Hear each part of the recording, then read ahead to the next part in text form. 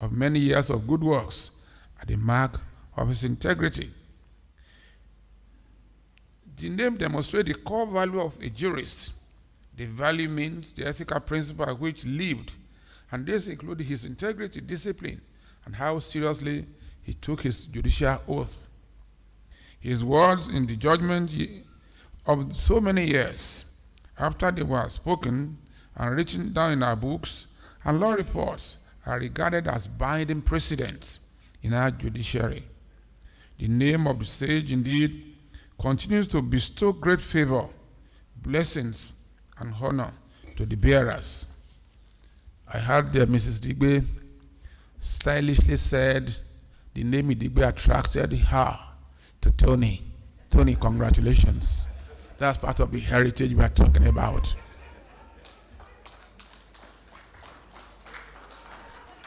I had the privilege of appearing in the Supreme Court when he was there.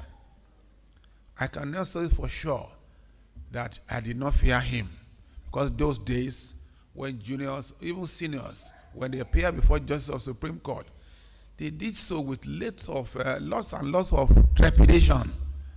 Don't make a mistake. Don't misspell your words. Don't misstate your statements. These are the things, and you must be properly dressed. I understood that he was one of those who will tell a lawyer, I cannot see you. Why will you not see a lawyer standing? Because he was not properly dressed. I have also read the book, The Path of Justice CHUKWUNWEIKE IdIGBE by Ekong Samson. I understand he's the gentleman sitting next to the Minister of Works. I came to realize that as one experiences changes and breakthroughs in life, integrity, honesty, and trust are the highest vibrant energies to guide one forward, as everything else will fall away. Reading through some of the decisions, he came across as one who deliberately lived a life of absolute integrity, honesty, humility, and kindness. And today, his children and grandchildren celebrate and think of him as their role model. I know some time ago, my friend Tony Idegbe wanted to replace his father in the Supreme Court. I don't know whether he has dropped the dream, but keep the dream alive. It may come true. Stephen Curry states, moral authority comes from following universal and timeless principles like honesty, integrity, and trust with respect. It is important to remind ourselves of eminent justices who served in the Supreme Court of Nigeria. At the time with him, with the sage, they were celebrated jurists like Justice Shodainde, Mima, Kayode Esho, Anthony Idegbe, Aniagolu, Atana Fatai Williams, Mohammed Bello, Ayo Kefe. These are justices of the Supreme Court that were celebrated and are still being celebrated. Even the law reports, their awards speak loudly than those who are there now. So someday, those who are there now will also be celebrated, and we will say, oh, we wish we had somebody like this. It is significant to know that all his colleagues acknowledge his deep knowledge of the law, his integrity, and honesty. I know that these carefully chosen 6 jurists who are to discuss today the thoughts and words of the sage will do great honor to the names, that is, to the words and the name of Justice Idegbe. All Idigbes all over the world enjoy the honor of the name, even in strange lands. Tony was telling me the other day how he was celebrated or was revered in faraway Canada. And I was wondering, so people in Canada also know of Idigbes? I say, So all of us who are here, let us be careful of the words we speak, the words we write, and let us also be careful that every day we are writing history of ourselves. And therefore, your name, my name, should be more important to us than silver and gold. In conclusion, permit me to plead with all Idigbes, by whatever connection, that the name so well made be preserved in the hall of honor and respect, which forever will be remembered with pride. Let me again thank my learned brother, Silk, Tony Idigbe, Chief Dr. Tony Idigbe, or Chief Dr. Sir Tony Idigbe, the family and the organizers of the special celebration of the 100 years of the great sage, Honorable Justice Idigbe, for the honor done to me by making me the chairman. When I saw General Gawan, I said, yes, you are supposed to be the chairman. He said, no, I am the special guest of honor. I said, okay, special guest of honor is bigger and stronger than the chairman. I also want to thank my father in the law, my mentor, my advisor, Justice Semi Begore. You've done me great favor in life. I will never forget. I thank you. Good morning.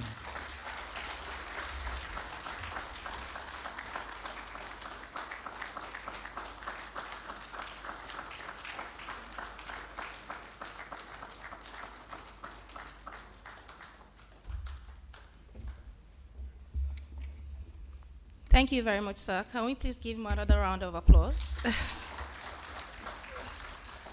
Thank you. We would like to recognize the presence of Mr. Dimian Dodo, SAN. Thank you. And next, yes. Thank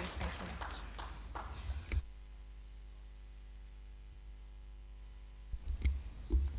Next, we welcome our father, General Yakubu Gawan, the Grand Commander of the Federal Republic, the former head of state of the Federal Republic of Nigeria, for his remarks. You're welcome, sir. Thank you.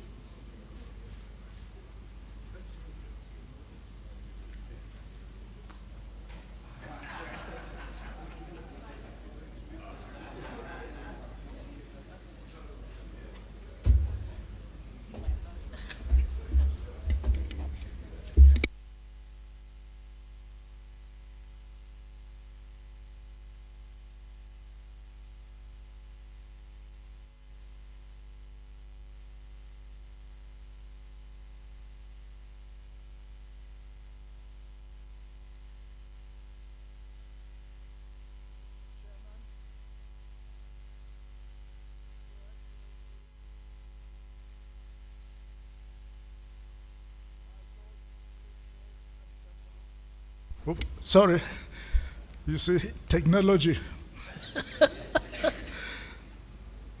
So, I start again. Mr. Chairman, Your Excellencies, my Lords spiritual and temporal,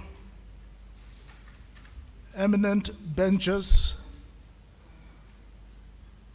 learned gentlemen, I'm told that include the ladies as well. It is not learned ladies and gentlemen, but learned gentlemen. So all the ladies, you are now men. Distinguished guests, ladies and gentlemen, I'm here before you today as a special guest of honor to acknowledge and pay a deserving tribute to one of the finest and celebrated jurists ever sit on the bench at the Supreme Court of Nigeria, Justice CHUKWUNWEIKE IDIGBE, OFR. From what I have learned of Justice Idigbe, his contributions to the judiciary and nation building cannot be overemphasized. That his unwavering commitment to upholding justice and the rule of law is a testament to his unflinching character and his belief in our nation, evinced through his life and office. As a nation, we have come a long way since our independence in 1960, and we have faced many challenges along the way. To put it moderately, it is no secret that the judiciary plays a vital role in nation building and in keeping us united as a nation. The judiciary, in essence, is the guardian of the Constitution and the rule of law. The judiciary provides a check on the powers of the executive and legislative branches and ensures that the rights and freedom of the citizens are protected through the instrumentality of the court.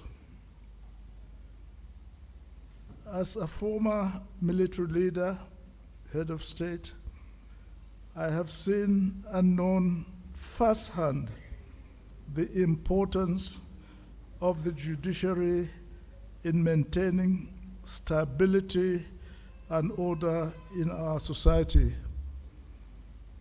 The judiciary serves as the bedrock of our democracy, and it is only through a strong, independent and impartial judiciary that we can ensure the protection of our democracy and the advancement of our nation.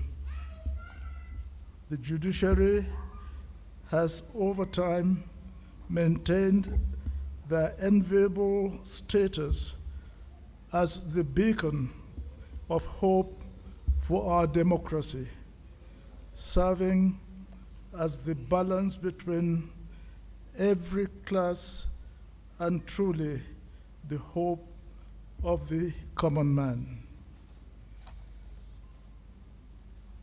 In the words of Nelson Mandela, a nation should not be judged by how it treats its highest citizens, but its lowest ones.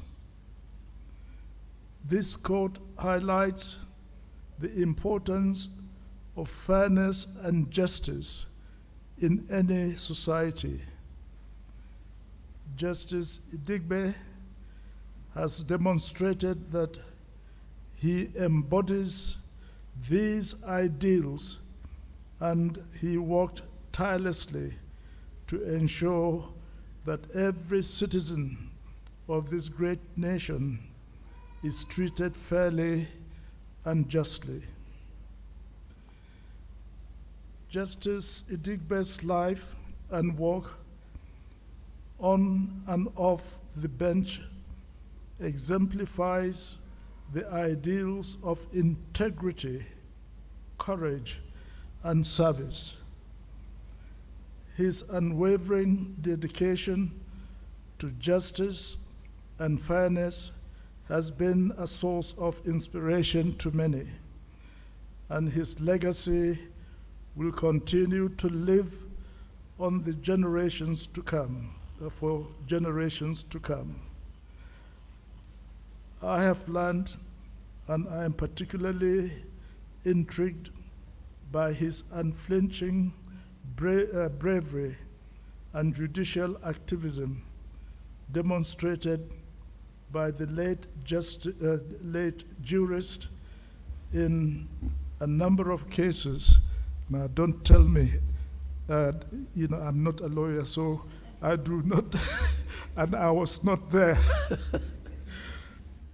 But a number of cases, for example, the Attorney General Midwestern State versus Chief some essay, 1977, wherein an edict of the military government was invalidated, and the case of also the case of Atake versus the Attorney General of the Federation, an anno 1982, on contempt of court and duty of the court to protect and preserve the sanctity of the judiciary. He did not only demonstrate himself as a man of integrity, but also as a staunch believer in letting the law have its full course.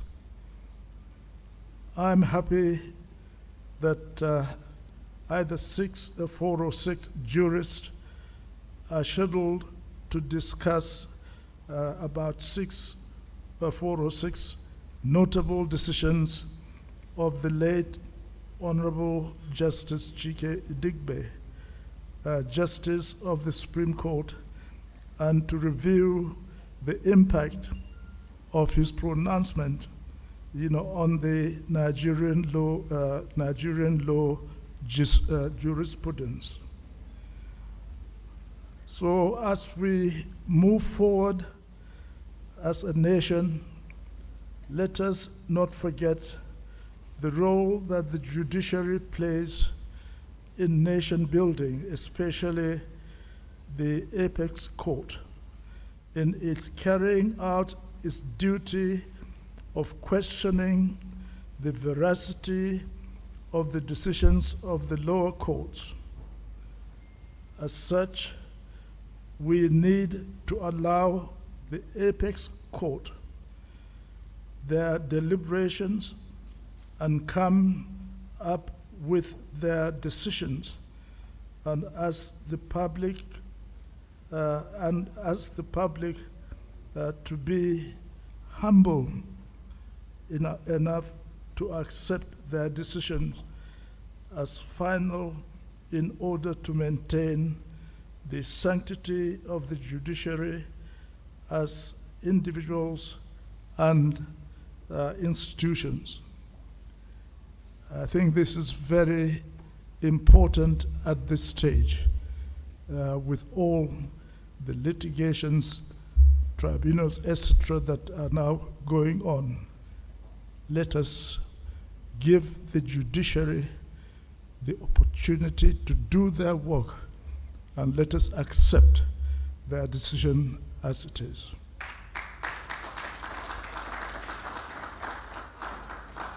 Well, judges like Justice CHUKWUNWEIKE IDIGBE are the unsung heroes of our democracy, and their work is essential to the growth and development of our society. And we've seen the clip of all the things that he's done during his life. And he's left his children, to take over that good work that he's done. So thank you very much for inviting me to be your special guest of honor to recognize this great man who should have been 100 years today. 100 years today. May his soul rest in peace, and may he continue to rest in peace with the Lord. Thank you all for your kind attention. Thank you. Well done.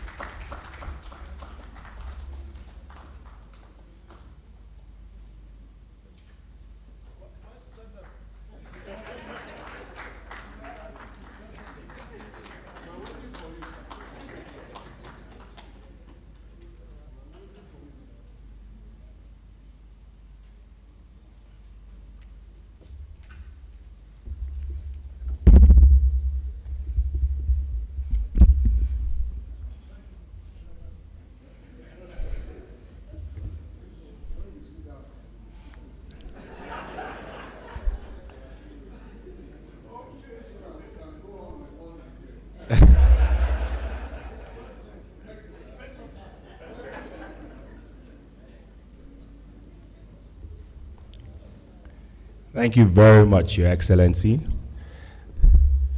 We must give honor to whom it is due, and that is why we have to stand for you until you are seated. Thank you so much for your glowing words on the late Honorable Justice Idibbe. Thank you so much, sir.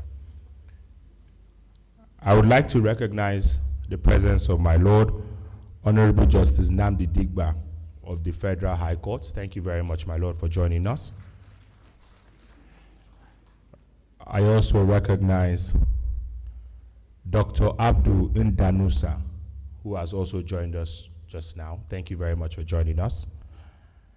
And I also welcome Dr. Alex Izinyo, Senior Advocate of Nigeria. Thank you very much for joining us, sir. Thank you. And very quickly, I would like to very respectfully invite a former two-time Commissioner of Edo State and the current Minister of State, Budget and Planning, Federal Republic of Nigeria, Prince Clem Agba. So please give us remarks at this event. Thank you so much, sir.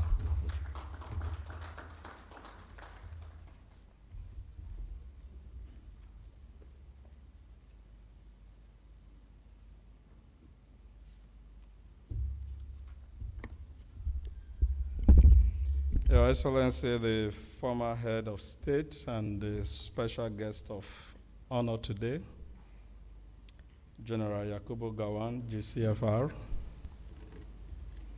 the chairman of the occasion, Chief Adegboyega Awolomo, SAN, and his amiable wife, Justice Bergore, GCON,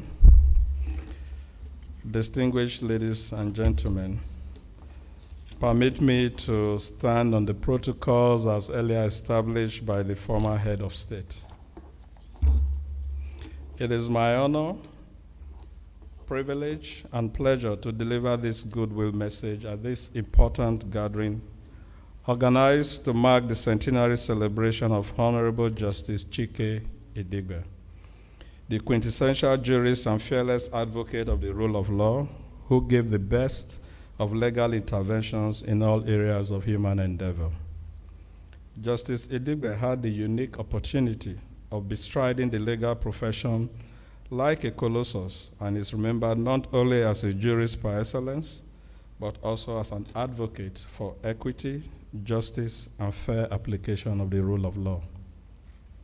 The 19th century American author, Helen Keller, in one of her books, The Story of My Life, said, "The best and most beautiful things in the world cannot be seen or even touched. They must be felt with the heart." It appears Helen Keller had the erudite and renowned jurist, Honorable Justice Chike Idigbe, in mind when she made those profound remarks.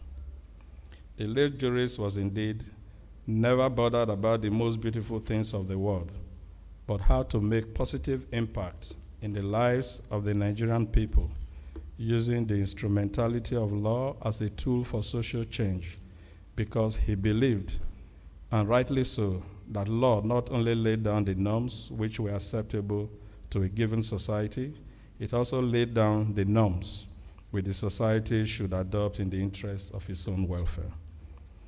The centenary celebration of this legal sage is very appropriate, especially with the theme, Honorable Justice Chike Idigbe, through his judgment in present-day Nigeria, that looks at his remarkable contributions to the legal profession.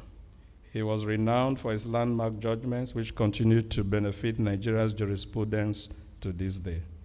I therefore take this opportunity to commend the organizers of this event, and especially the children.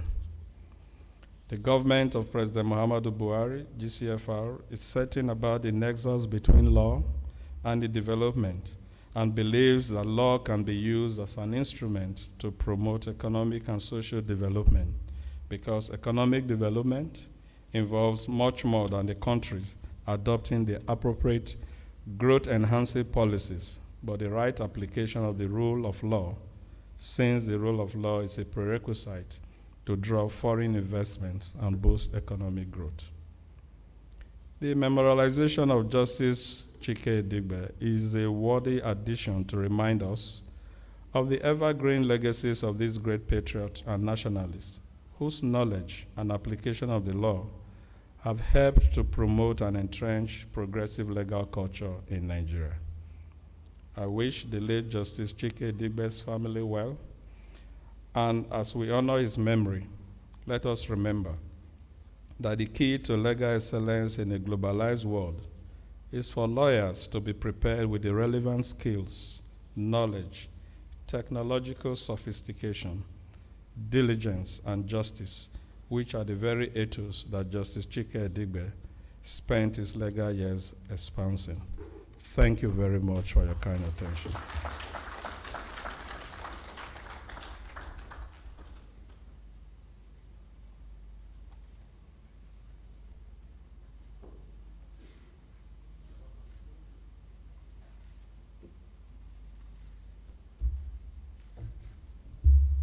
Thank you very much, sir, for those glowing remarks.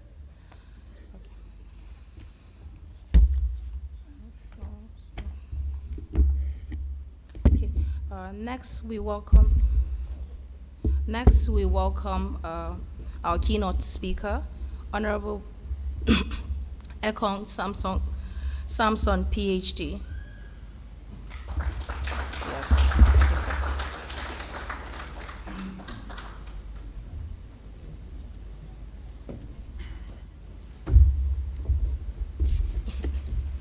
The chairman of today's function, the very revered special guest of honor, our father, who, like Idigbe, is a very humble person. The one connecting cord between the special guest of honor and Justice Idigbe is the fact that he is a very humble person, quite amiable.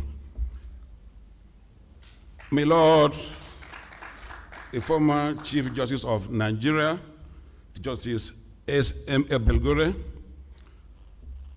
our ministers, Minister for Works, Minister of State for Budget. The Idigbe clan, I can see that Oni is here. You can see that I've changed from Tony and his dear wife, the members of the bar and the bench. I consider it a matter of great privilege to have been invited to present this keynote address in honor of one of the very best that Nigeria has been lucky to have. That is the Honorable Justice Felix Chike Idigbe, the Izoma of Asaba. He was a man of tradition as much as he was excellent in the legal profession. You might have noticed that I have not prefixed Justice Idigbe's name today with late. This is because, to me, great thinkers and Idigbe belongs to this eminent tribe do not die. They live on through their works. I agree completely with a very important limb of the tribute, which was given by the former Chief Justice of Nigeria, Justice Atanda Father Williams, when the Supreme Court had a special sitting in honor of Justice Idigbe. And I quote, "Long after the dust has settled on his law books, and the wig and gown have faded, and the voice of the judge has been stilled, and the causes which he championed in the law courts are a distant memory, the judgments which he wrote during his years on the bench would have been permanently enshrined in our law reports. It is by those, perhaps most of all, that the name of Justice Idibwe will be lovingly and respectfully remembered. Let me at this point thank Justice Idibwe's family and indeed the PUNUKA Foundation for working very hard over the years to immortalize this great jurist. I enjoyed the warmth and cooperation of the family when I gathered material for my book, The Path of Justice Chike Idibwe, which followed my earlier work on Sir Udo Udoma, Law and Statesmanship, the legacy of Sir Udo Udoma, which was published in 1995. I had outlined the contents to form a joint work on Udoma and Idibwe. But I found that there was so much material on the two jurists, so I had to split. My research has shown how the minds of the two and those of other great judges at the time worked when they sat together on the bench. Let me give an example in the well-known case of Rabiu against the state on construction. In that case, Judge Idibwe had declared, "It is the duty of this court, which has the ultimate responsibility of declaring and interpreting provisions of the Constitution, always to bear in mind that the Constitution itself is a mechanism under which laws are to be made by the legislature, and that are not merely an act which declares what the law is."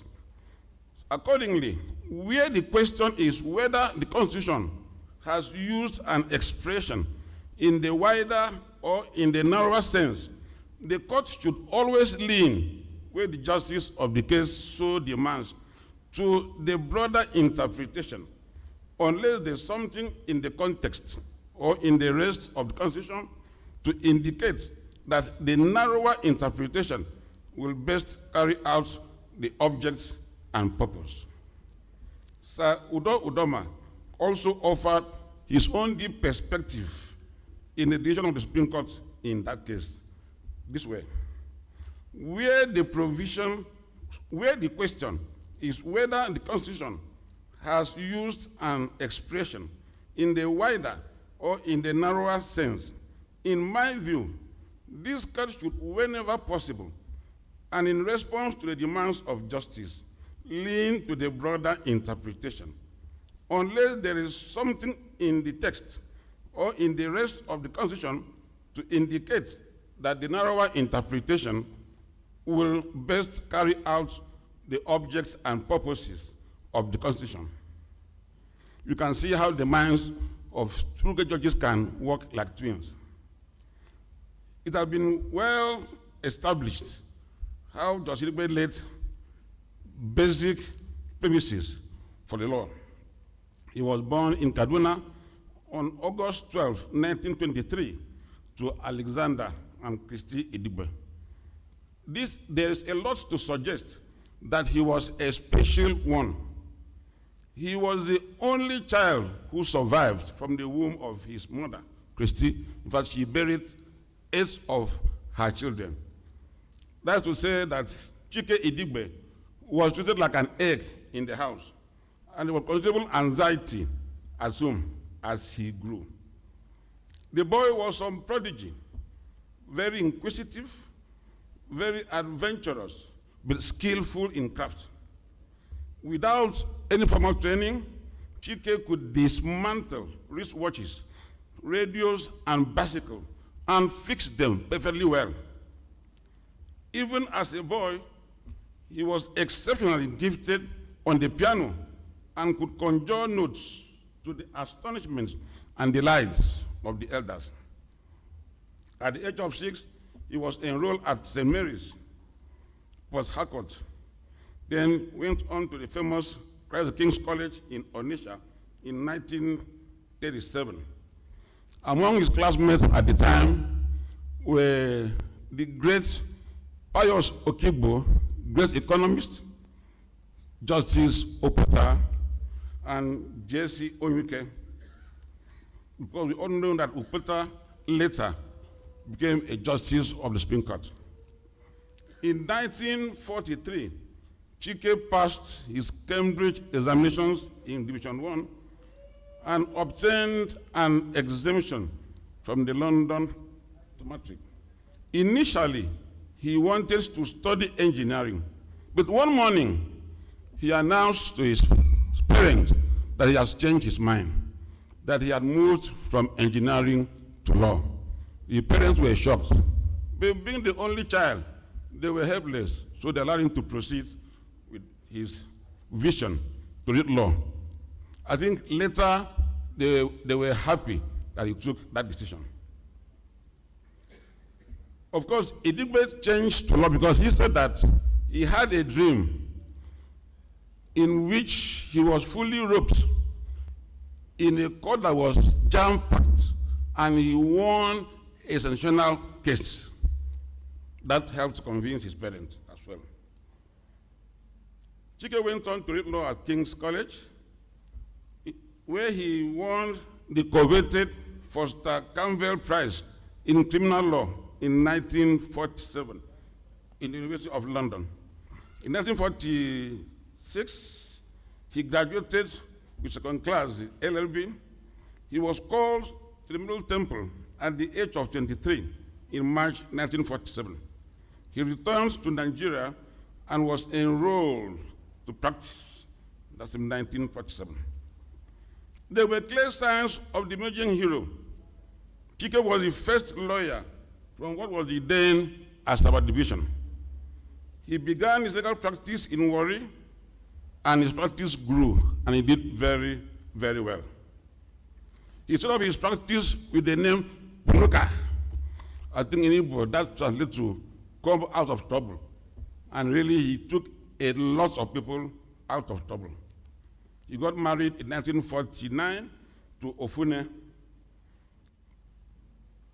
You can see that the goldfish, as he said, has no hiding place.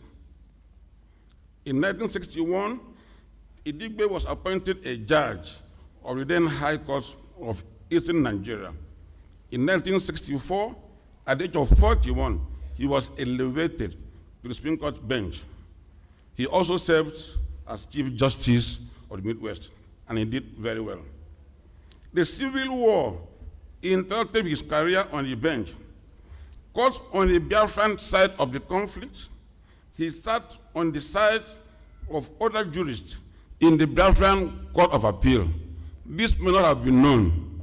In Biafra, there was some sort of thriving body of jurisprudence, and Justice Idigbe was part of that watershed era and on the bench of the Biafran Court of Appeal. It said a lot about his demeanor, that even as the conflict raged, he remained very calm and organized on the bench in Biafra.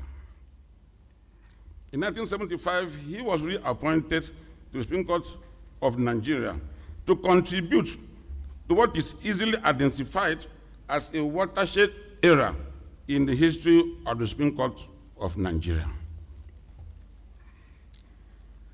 What is the essential Justice Idigbe?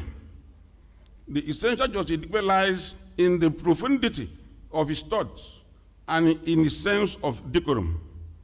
He was a pathfinder who deployed profound brilliance and boldness to charge frontiers in law. Quite often, he made it clear that he stood for justice and the evolution of the society.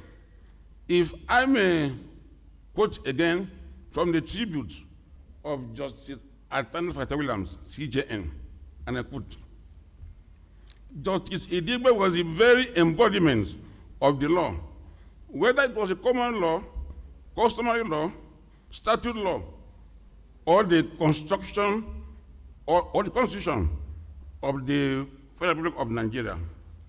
He seems to have it in his very bones. Yet, although he had all this legal knowledge, he also had a firm grip of principles and the rules of practice and procedure applicable in all the courts in the Federation. He was so well versed in his knowledge of the law that he would reach the right result almost by instinct.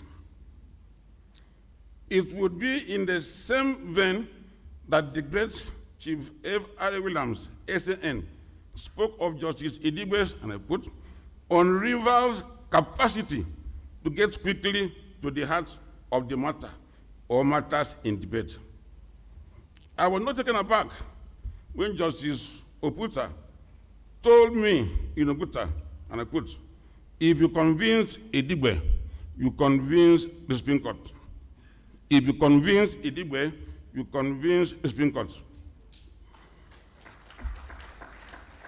That was a weighty compliment which shows the influence and respect which Justice Idigbe earned on the bench.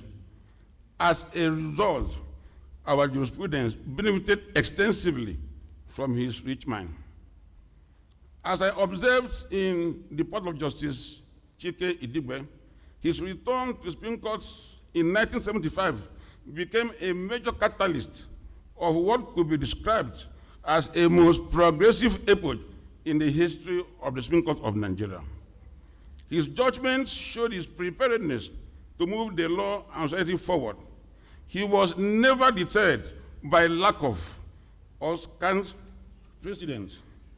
Even where there was precedent, Justice Idigbe would carefully scrutinize it as if with binoculars in his search for justice. He, like the famous Lord Denning, would not be unduly manacled by precedents or technicalities.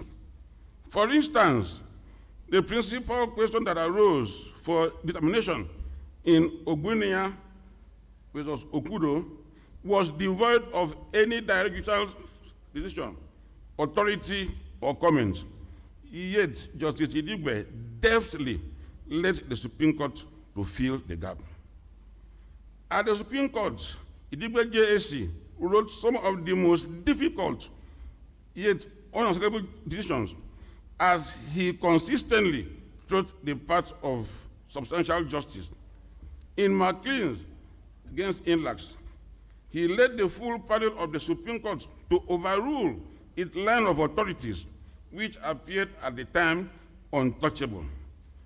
In Shitabe against Federal Republic of against Federal Public Service Commission and Balogu versus National Bank, Idigbe JSC made clear departures from ostensibly sacrosanct premises of the common law, which further portrayed a mind that looked well beyond traditional confines in law.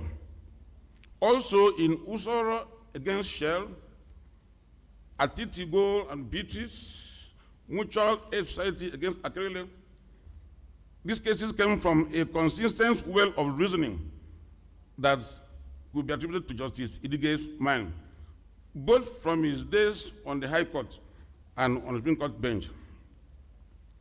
The triumph of substantial justice over undue technicalities is an ideal that will strengthen public confidence in the judiciary.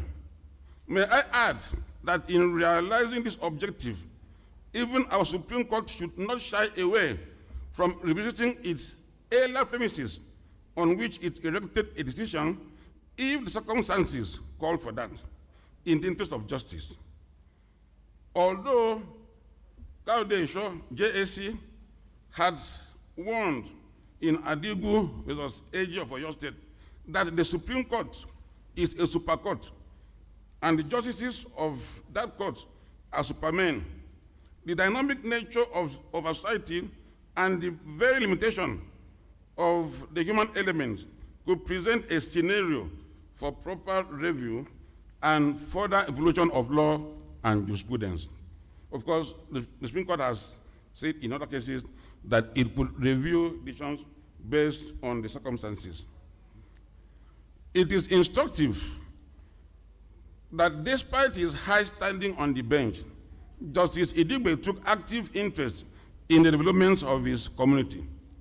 In appreciation of his contributions, his kinsmen conferred on him the title of Izoma of Asaba in 1977. I recall that Justice West, former CJN, who was with Justice Idigbe on the Supreme Court, said that Idigbe, quote, was committed to humanity and loved tradition. He effectively combined his rigorous schedule on the Supreme Court with an unwavering commitment to the needs of his people in Asaba. When Idigbe was in legal practice, he handled many cases pro bono, that's free, and sponsored many students from his purse. Many still speak highly of his humility and humanness. The judge, a very humble, amiable person, alas, betrayed compassion in the state, Mr. Musa. The facts of the case were touching. The deceased was married to an American, went out one morning in his car. He returned late and the house burst. There was a quarrel between husband and wife. Later that evening, the wife took the key of the car and made to drive it away from their premises opposite their home, where the car was parked. Her husband followed her and tried to stop her, but she drove on. In the heat of the tension, the husband jumped onto the bonnet of the car to stop the wife from driving away. I think he was trying to make peace. The wife continued to drive. After a few yards, he fell from the car, hit the main road, and died. The wife was, of course, arrested and prosecuted, and the case came before Justice Chike Idigbe, Chief Justice at the time. The question before the court was whether the action of the accused that morning in continuing her journey, even for a short distance, after the deceased mounted the bonnet of the car, was tantamount to reckless driving. Justice Idigbe noted bitterly, as Chief Justice, quote, "It was foolish and reckless of the deceased to mount the bonnet of a moving vehicle, whatever his motive may have been. If it was intended to prevent the accused from driving the car further, that indeed was a misguided and stupid action. Nor did his lordship, the Chief Justice, spare the accused, quote, but the accused herself told the court she knew it was a dangerous act on the part of anyone to mount the bonnet of a moving vehicle, and for the driver of such vehicle to continue the journey in those circumstances. She, however, drove on, not making any attempt to bring the car to a halt. The CJ concluded, after considering the evidence of witnesses, the injuries on the body of the deceased, and the relation to what was in the opinion of the doctor, the cause of the death, that the accused was guilty of manslaughter.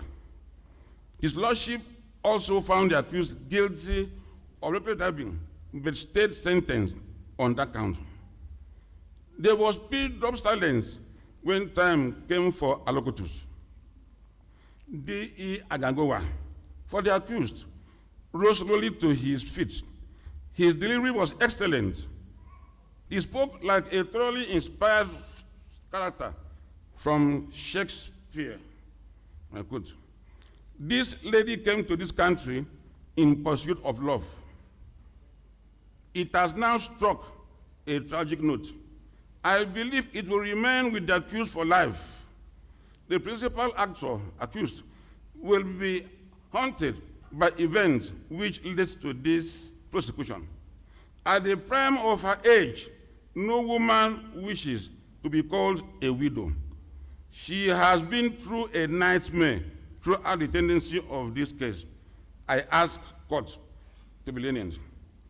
Even the prosecution appeared touched and left the issue of sentence to the court. Chief Justice Idigbe was evidently touched by the facts of this case, and he tempered justice with mercy as he ended his judgments. He showed that he was human after all. Justice Idigbe declared with a touch of the consummate poet's umpire, and I quote, "This is indeed a very pathetic case. There was a domestic disagreement such as it is not unknown between husbands and wives.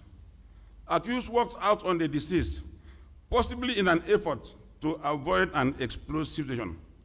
The deceased followed, possibly intending to prevent the accused from going out that early hour of the morning. In doing this, the deceased became rash in his action and courted death. Aggrieved about the situation, accused, heedless of the consequences of the action of the deceased, also pursued a dangerous course of action. After taking into consideration the facts of the case, I propose to be extremely lenient. Sentence: accused is cautioned and discharged." That was Idigbe. In one hand, a very stern judge, very strict, but on the other hand, tempering justice with mercy based on the facts of the case. And he began in saying that the accused came into the country looking for love, met tragedy. Justice Idigbe was a liberal-minded crusader who, in Ukebu against AG of Igbo State, led a full panel of the Supreme Court to decide that a private individual or agency has the right to establish a university, a secondary or post-primary institution. His lordship declared pointedly in a decision that progressively broadened access to education in Nigeria, unquote, "Every member of this community has a right to adequate, unalloyed, and balanced education, a right to receive healthy education, a right to freedom from unsavory and diabolical instructions and teachings." It could therefore be said that Justice Idigbe, by that judgment, laid a strong foundation for the Nigerian government to liberalize education in Nigeria. In the Shitabe case, Idigbe JSC boldly rejected the application in Nigeria of the common law principles that the prerogative order of mandamus does not generally issue against the crown or its servants in their capacity as crown servants. He held that a public servant in the established pensionable cadre of the Federal Public Service has a legal status and ex hypothesi a right to remain in service until properly removed in accordance with the civil service rules applicable to him. In his landmark conclusion, Justice Idigbe held that the applicant had a legal right to be properly reinstated and that the respondent had the collective duty to see that he was duly reinstated. Justice Idigbe was a good listener who could hear you out quietly for a long time, even when he did not agree with all your arguments. His colleagues and others who knew him spoke well of his team spirit and high respect for humanity.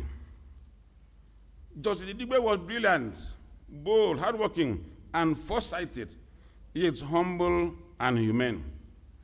Outside the legal profession, he chaired the committee whose work gave birth to the Land Use Act, even though the final land document became a joint effort. His appointment to the panel came not long after he returned to the Supreme Court and was seen as proof of his understanding of the complexities of land law in Nigeria. If you read the cases of Udensi versus Mogo and Arase, you will agree that Justice Idigbe had a profound grasp of the intricacies of land law in Nigeria. He was conferred with 2 national honors, OFR and CON. The essential Justice Idigbe was largely a combination of the character convictions of his father, Alexander, and the amiability of his mother, Christy. There's no denying the strong presence of the jurist background, personality, and perception of social environment in his legal thoughts. The suffering humanity he saw during the Civil War might also have sharpened the Izoma sensibilities to law and social cohesion. Although Justice Idigbe was never appointed the Chief Justice of Nigeria, some in his time regarded him as Chief Justice of Law in Nigeria. I think music also charged his thoughts. He was very fond of the piano. He loved music extensively. We have seen that Nigeria is passing through a phase that challenges the resilience of our patriotism and the character of the bench, which was Justice Idigbe's principal constituency. The judiciary represents a much coveted institution to protect democracy and the rule of law in this country. Needless emphasizing that a truly autonomous, truly independent judiciary deserves support and encouragement to perform optimally and help strengthen our institutions. Nigeria needs a courageous, integrity-driven judiciary. Despite the worrisome outlook in some cases, our judiciary is well positioned in terms of content. There may well be other Idigbes in our midst waiting to happen. One way we can draw them out is by enriching the bench with more presence from the accomplished bar or even from the academia. That's where we can have more Eliases, more Namanis, Tobis, Udomas, Eshos, Oputas, and other icons who lead up our judiciary. Before I conclude this modest contribution, let me appeal to the Nigerian law biographer and legal writer to write more about the giants of the profession, whether at the bar or on the bench. An exploration into the backgrounds and influences that made them excel, or into the character and breadth of their jurisprudence, is necessary eternally, not just to eulogize a glorious past, but to challenge the future. I made a major discovery when I spent time in Onitsha on Sir Louis Mbanefo. My efforts led in 2002 to the book, The Background Memories of Sir Louis Mbanefo, which was published in 2002, and became a useful insight into law and history. In the case of Justice Chike Idigbe, in whose honor we are gathered here today, there are abundant lessons to be learned from his massive imprint. 40 years after he slept, the bar, the bench, and the larger strata of humanity continue to unite to say eloquently about him: here was a great man, much alive, indeed in death. Thank you.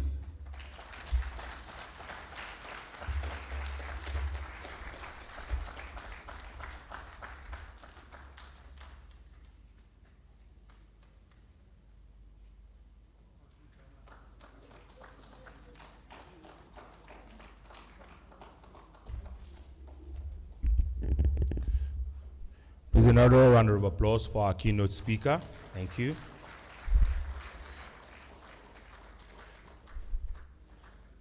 After listening to his address, one is very convinced that he is the author of the biography of Honorable Justice Chike Idigbe. Thank you very much, sir, for your address. Thank you so much.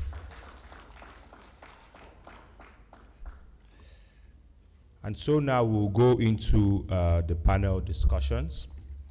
I will call the discussants in no particular order to please come to the podium. And then they will give their presentations seriatim, one after the other.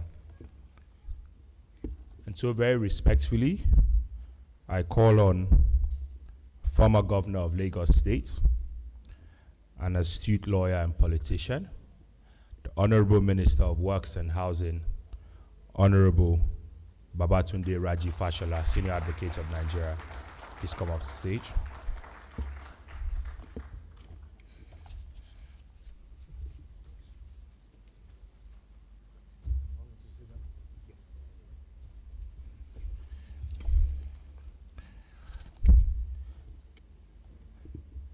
Next, I call on Professor Epiphany Azinge, Senior Advocate of Nigeria,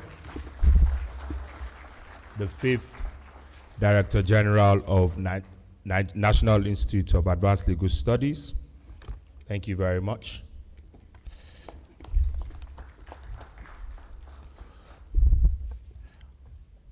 I also call on Professor Abiola Sani, Senior Advocate of Nigeria.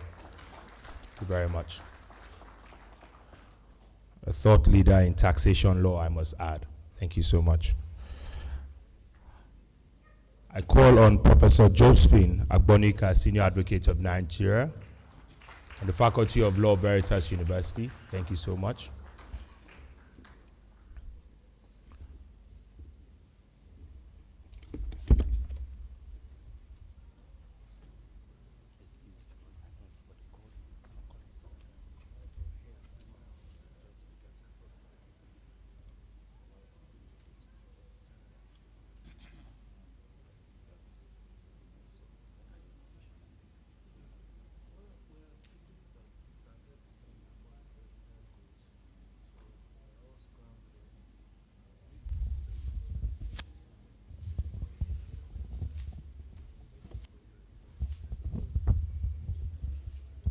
Our special guest of honor, if we allow the 4 gentlemen and lady to exhaust their resource materials, we may not be living here today. So it's good to have a ground rule. We will give you 20 minutes each. When it is 15 minutes in your time, the master of ceremony will give you a small sheet of paper to remind you. When it is your time, he will also remind you. I want to encourage us to please keep to time, because we have elderly men here who cannot sit for too long. Am I right? They cannot sit for too long, but we don't want to exhaust them. But we will also have time for question and answers. At that time also, we'll want you to show brevity in your answers, because we respect that when eminent members of the legal profession like you speak, it takes a long time. We are all advocates and we enjoy speaking. So you can call the first speaker to kick off. Thank you. God bless you. Thank you so much, Mr. Chairman, sir. I just wanted to also mention that joining us virtually is Professor Obiora Okafor. If you could also be put up. And before I call on the first discussants, I would like to quickly recognize the presence of Mr. Cosmos Enweluzo, Senior Advocate of Nigeria. Thank you very much for joining us, sir. And I also recognize Mr. Walter Ojimba. Thank you very much for joining us, sir. And I thank again the chairman, Mr. Womolo, Vice Chairman of the Body of Benchers. I felt very intimidated by this very strong faculty here, and I did not think I had any locals to tell them about time. So I thank you very much for doing that for me, and I'm very grateful, sir. Thank you so much. And without further ado, I will please call on Mr. Fashola, Senior Advocate of Nigeria, for his presentation.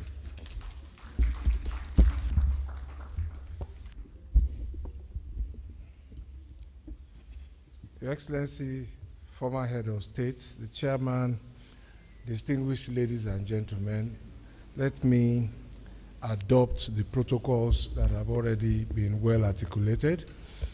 Let me thank the Idigbe family for inviting me, and I think this is the second or maybe a little more of this series that I have participated in.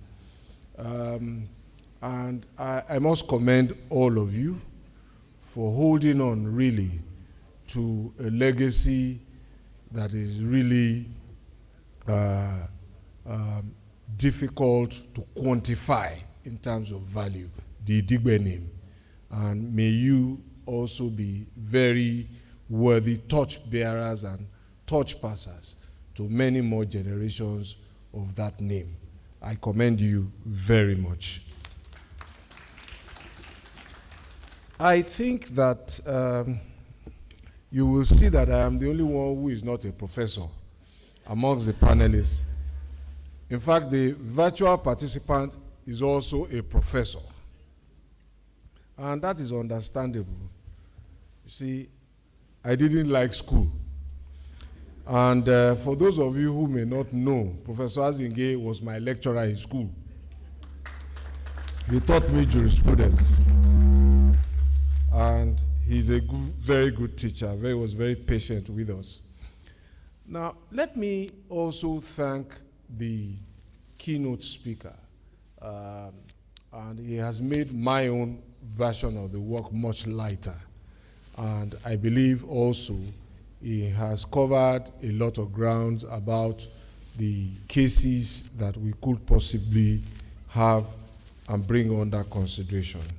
So I will start my own intervention by what he chose to deal with as the second paragraph of his intervention. And again, a lot of thanks to him.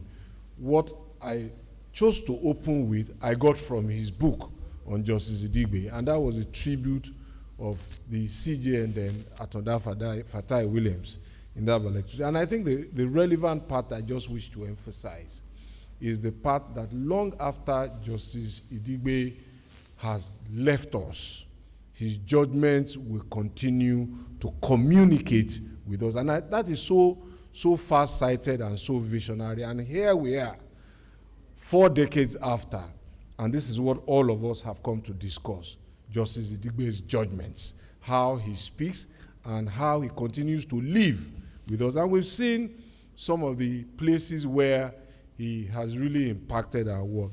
So in the case that I have to review, Bucknor McLean and Louisa Kuforola Bucknor versus Inlax, I don't know if there are any non-lawyers in the house. Are there any non-lawyers here? Okay, so let me try and just summarize what this case was about. Because what I really want to dwell on is the philosophy of the court, exemplified by its judges. And perhaps to situate it in the context of a nation as it evolves, and to understand that the court is part of that nation's government, and its philosophy must respond reasonably and within the law to the expectation and aspirations of the development of that nation. But what were the facts of the case? Very, very simple. A family sold land, leased land to a company. Very simple, straightforward. The person who devised the lease in the first place had passed on, so the successors to the estate became the owners of the land. Is that clear? Very simple again. So the lease was running. Suddenly, the new owners just thought, and the reason is not explicit, that let us go and challenge the lease that we gave to the company. Their own lease. And they say, no, we're going to challenge it. And declare it void, declare it invalid. What was the reason? There was a form in the law that says that if you want to transfer any interest under titles registered under this law, use this form. And so they went to the High Court of Lagos to say, declare our own lease invalid. And now this brings me to the question of the personalities involved in this case. They were giants in every respect.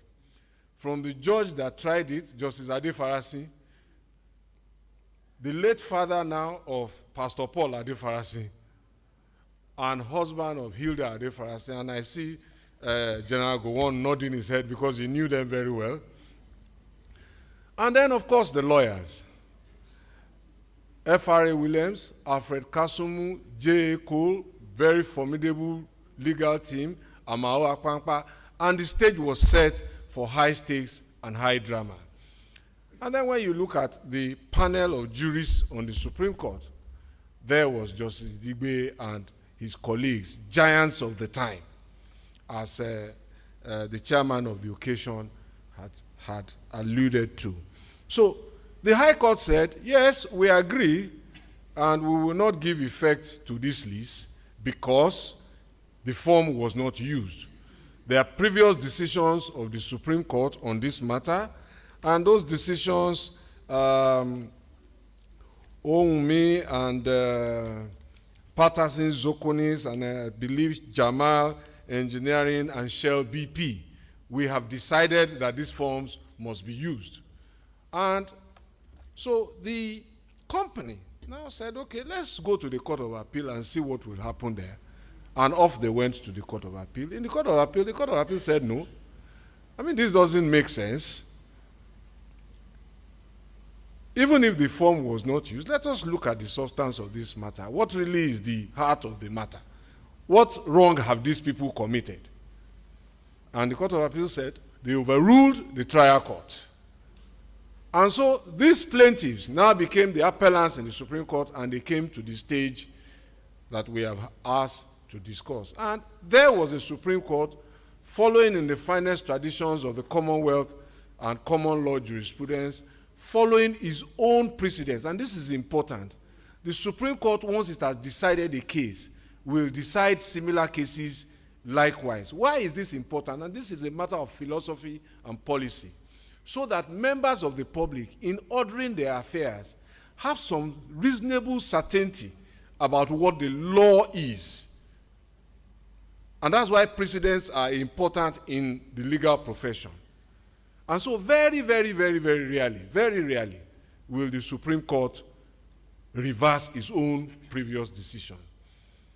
I unsuccessfully, in my time when I was in Idigbe Parish as a litigator, tried unsuccessfully to make them change their minds. I think that was in 1994. But I was unsuccessful. It turned out later, and this is a matter for another day, that Justice Ogundare, who literally drove me out of court. I was 2 years at the bar when I appeared before the Supreme Court in Lagos, a full court. And it was about 10 years later, they now reversed that decision in another case. But just to set the stage, that this is a formidable undertaking to persuade the Supreme Court to reverse its decision. It was even more so when it was a member of the court that was saying, we are not going that way. But how did he get there? So the arguments went on. And of course, Chief Rotimi Williams was the leader of the appellant's team. And if you read about him, he was formidable even in stature. And I'm sure Justice Belgore will confirm that. But not only that, he was a very hard-working lawyer.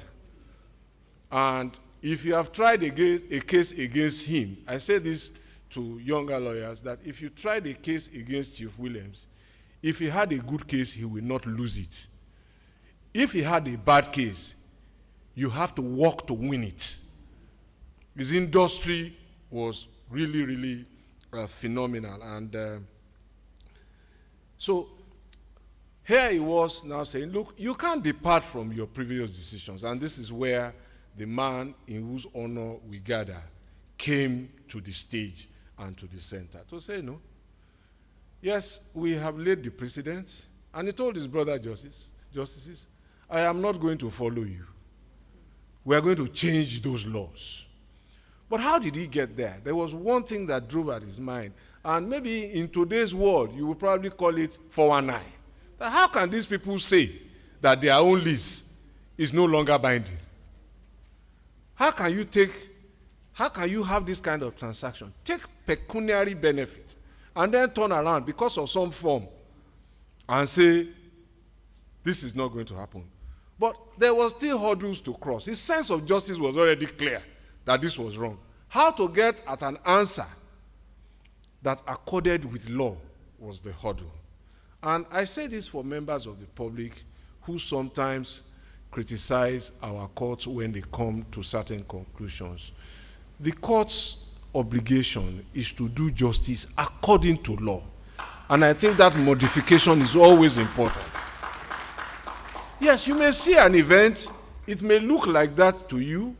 You may actually be present when something happens. When it gets to court, the judges were not there. The lawyers were not there. And they have rules by which they operate. What kind of evidence is admissible and what kind of evidence is not. If you don't bring the evidence of what happened when you are there in the format that the law prescribes that it should be presented, the case is dead on arrival.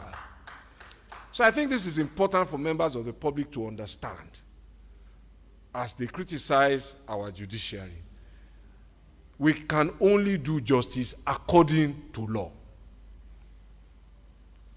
So, now, and what did Justice Idigbe do? He showed his very deep knowledge of land law.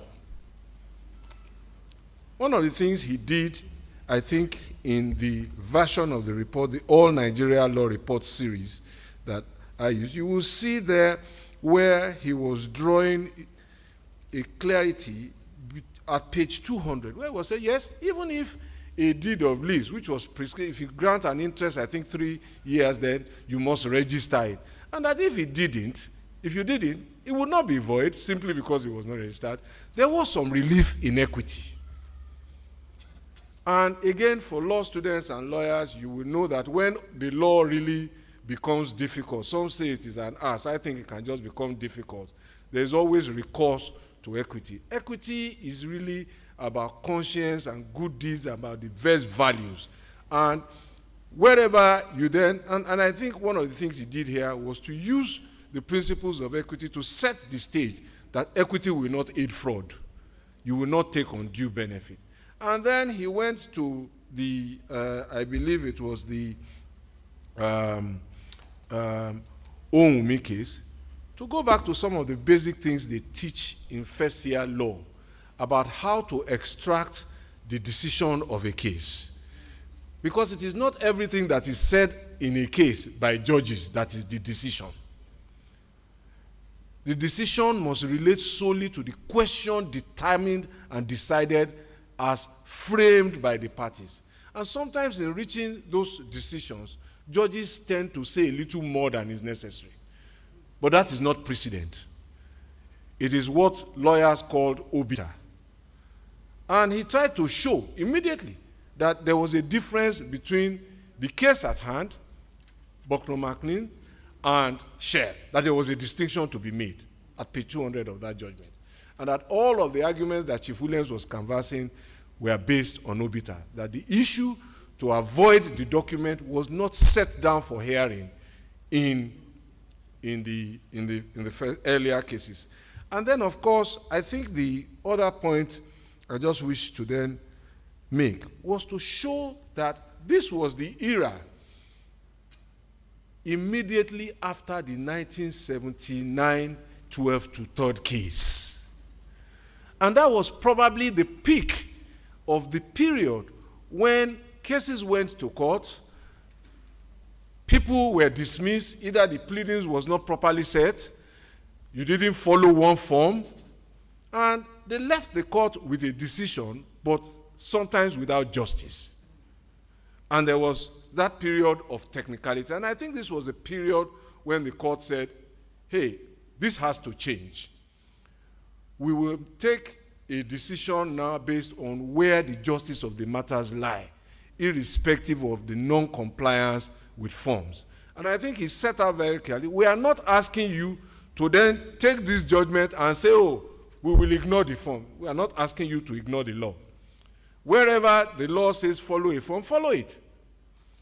But where there is the risk of injustice, we will stand up and be a court of justice according to law. And I think that is, for me, the heart and soul of this decision. And it was an attitude which then commended the court to the general public. It began to show the reasoning of the court that for lawyers who wanted to drive people away from justice using technicalities, that era was sadly put behind, and a new era of substantial justice opened in the court. And I think you will see a lot of that if you read Professor Eshesage's book on the work of the Supreme Court. And I think there was a way he tried to really explain, and in that sense, I associate myself with the keynote speaker, urging many more of us to take some time and go back and study the work of the court and the individual juries and try and document some of this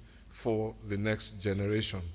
How do I conclude this? Except to say also that just after that period, there was a military intervention that led into the early 80s, and there were all sorts of decrees that were passed.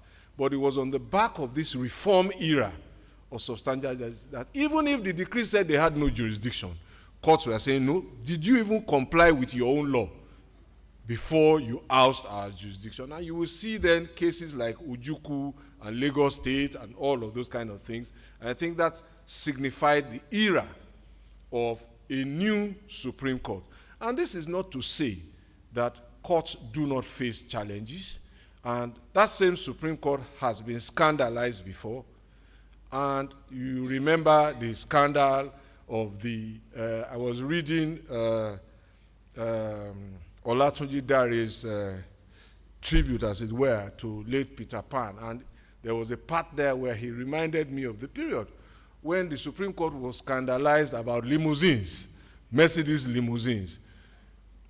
But again, like the phoenix, that court always reinvents itself and comes back after each unfortunate incident. And just to say that just last week, I saw a report on Fox News, a report of a poll amongst Americans, and less than 50% of them said they trusted their Supreme Court.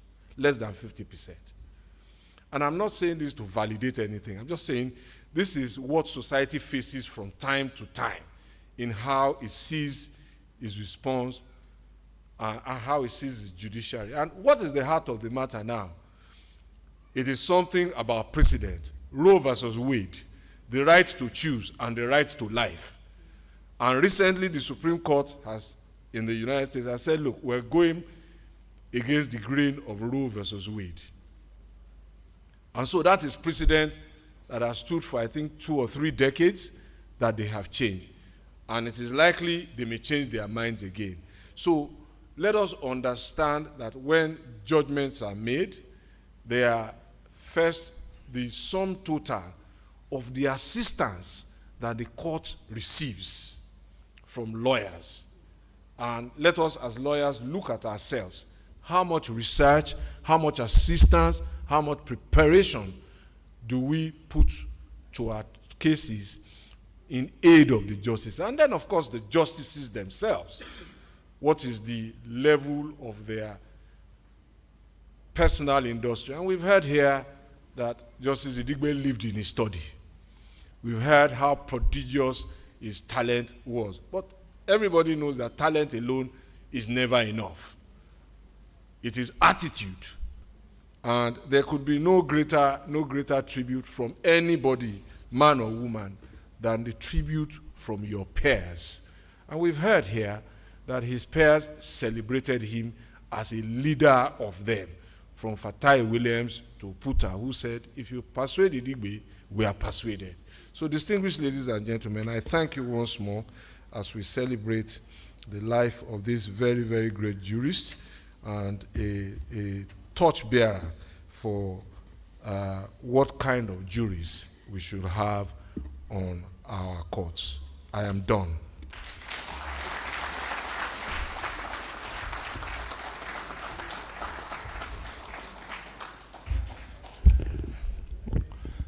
Thank you very much, sir. Thank you. The Honorable Minister reminded us that he's not a professor, but I dare say he has spoken very much like a professor. Thank you so much, sir. Thank you. Moving on very quickly, we would then call Ogbe Shinapo Okilelo Ahabam, Professor Epiphany Azinge, Senior Advocate of Nigeria, Officer of the Order of the Niger. Thank you. Thank you very much, Your Excellencies, my Lord Honorable Justice Belgore, the chairman of the occasion, honorable ministers, my lords of the various courts here in attendance, learned senior advocates of Nigeria, distinguished ladies and gentlemen, let me acknowledge the Vice Chancellor of Veritas Universities and the students of the Faculty of Law of Veritas University in attendance.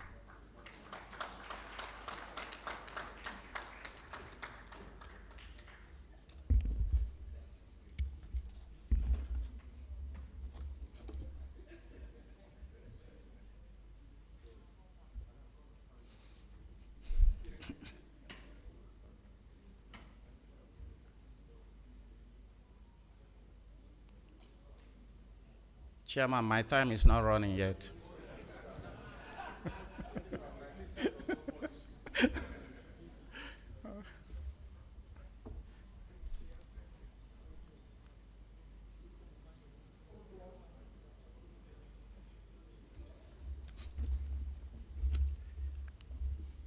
Distinguished ladies and gentlemen, I've been invited to review the case of Machine Umeje and another against Shell Petroleum Development Company of Nigeria Limited.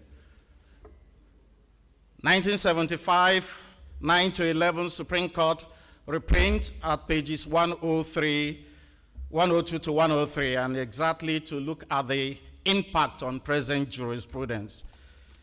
Chairman, I will want to take liberty as a son of Asaba to give a brief insight into the personality of Honorable Justice Idibwe before I do my case review, and I'm sure it will still be within the 15 minutes time, or 20 minutes time.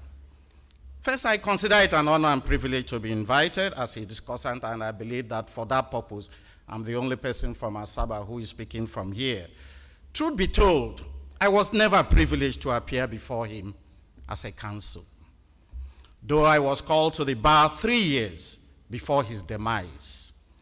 But I was permanently in his presence for over 15 years of my life. During Christmas festivities in Asaba, I engaged with him repeatedly. He was a man given to lavish entertainment of visitors, and he regaled his guests with his command performance on piano and organ respectively. So I endorse and wholeheartedly what the keynote speaker said. In my 1 year at the Nigerian Law School in Lagos, from 1979 to 1980, there was no single day I was not in his house in Ikoyi. I had both lunch and dinner before retiring to my own abode. The greater honor was being around to welcome him home upon his return from his office at the Supreme Court. He never failed to inquire how our law school program was progressing, and you will always notice the sparkle in his eyes as reference is made to some key issues of law. He was always a delight. It was always a delight and privilege to have such an exchange, and I dare say engagement, with an oracle of the law. In some evenings, you will hear the sound of piano resonating from the recesses of his private chambers. This has prompted me to ask, what has music got to do with the law? Just as many has asked with regards to Lord Denning, what has mathematics got to do with the law? Honorable Justice Chike Idigbe's fame and glory manifested even when I was at the Nigerian Law School. Teachers always acknowledge him as one of the best legal minds in Nigeria. I left the shores of Nigeria in 1982 to London for higher studies. I was there in 1983 when my phone rang, and I was invited to his London residence. By the time I arrived, the great sage and jurist has passed on to immortality. I became part of the team that arranged for everything pertaining to the movement of his mortal remains from London to Nigeria. Honorable Justice Chike Idigbe had courage and presence, indeed commanding presence. There was an aura of greatness around him, and he exuded unbridled confidence as a man. But he was accessible to all manner of men and women, regardless of their station in life or standing in society. He was humility personified. He walked in measured steps, and his not too large frame and stature dignified his handsome features and patrician appearance. He was urbane in his dressing, a picture of a cultured city gent, an embodiment of gentility, a man of sartorial elegance, class, and panache. He had an amazing sense of humor, though not a man of many words. He was widely acclaimed as a jurist of remarkable depth and breadth of interest, a distinguished legal practitioner, yet he excelled more on the bench. He was next in line for the position of Chief Justice of Nigeria before his death, and this we always try to emphasize and underscore as people of Asaba, that perhaps the best Chief Justice of Nigeria we never had. The case review. A costly grounds are the case of Machine Umeje and Shell BP. Ordinarily on the face of it, will never suggest the facts or suggest from the facts the intricately woven judgment Honorable Justice Idigbe made of it. It was more or less a case of negligence and public nuisance. Escape, a clear exemplification of the rule in Ryland and Fletcher, which all law students are used to. Negligence and public nuisance founded on duty of care and the time-honored rule in Ryland and Fletcher. But it took a judge of Idigbe's stature, his elevated thought process, his profound analytical mind, his clarity of thought, his ability to dissect otherwise complicated issues, his capacity to distill the germane issues of consideration, and his lucidity of language to convey his findings on the salient points in that case. Above all was his unwavering sense of justice, which was unassailable at all times. Like Fashola tried to allude to, and I do here also, the case was an appeal from a judgment of Obebine J. Obebine at his own time was a judge of great distinction, and he made his marks. And the counsel on both sides were all equally legal titans and legal juggernauts. Of course, Rotimi Williams will always be on one side. And indeed, it was Rotimi Williams that formulated the grounds of appeal in this particular case. And he formulated 7 grounds of appeal. In the panel for the Supreme Court are also men of distinction: Atanda Williams, Mohammed Bello, and Chike Idegbe that gave the lead judgment. And if we followed procedurally, you notice that both of them ended up as Chief Justice of Nigeria. And hence, we keep saying that it would have been Chike Idegbe in that hierarchy, even before, because he was the most senior of the three members of the Supreme Court panel at that point in time. Two issues for consideration. One, damages. Rotimi Williams made heavy weather on the damage awarded to the respondent by the trial court. Indeed, the trial court only requested for a fair and reasonable compensation, but damages were awarded. And at the trial court, so Rotimi Williams made an issue out of it.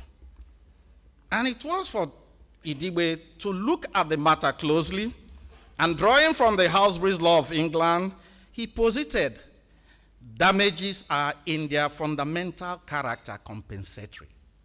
Damages are in their fundamental character compensatory.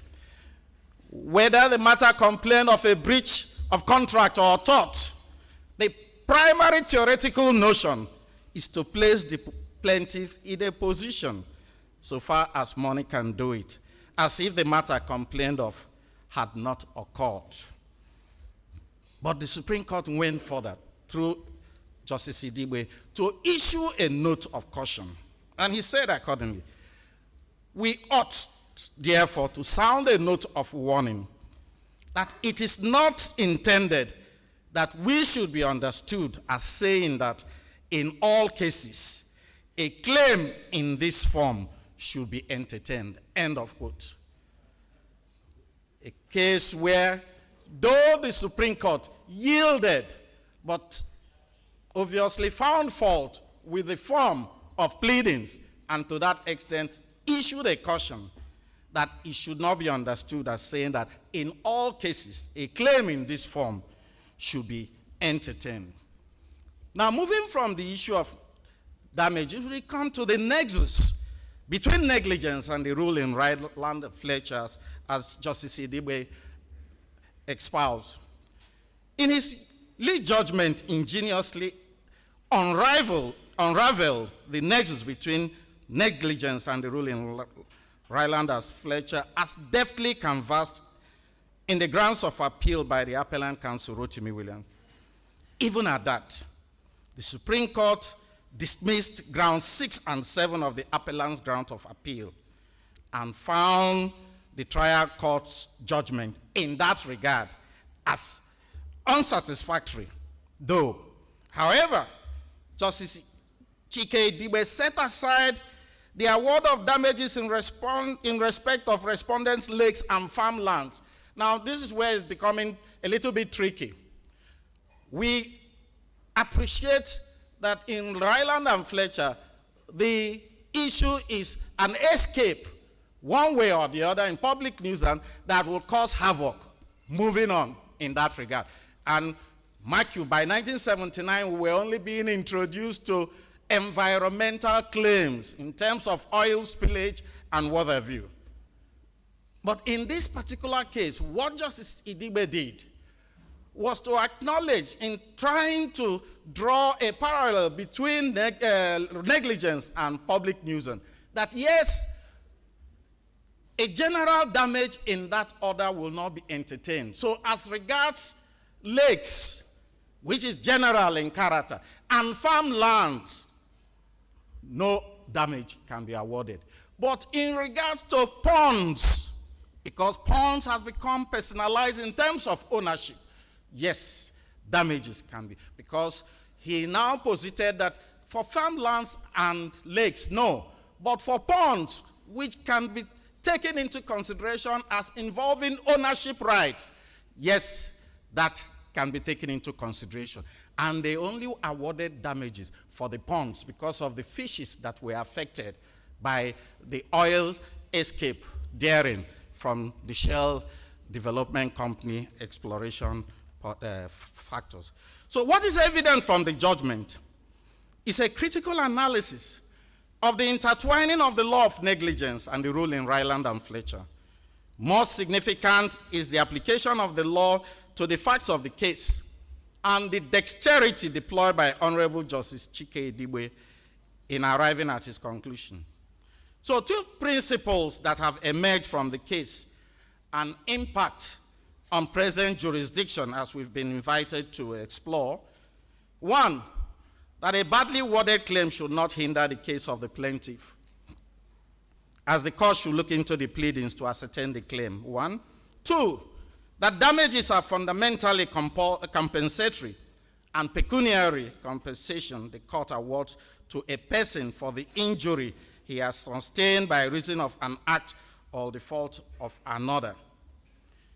Now, for me, it is important to note, and that is the much we've looked into, that several cases have relied on this principle as woven by Honorable Justice Chike Idigbe, and I will just list a few.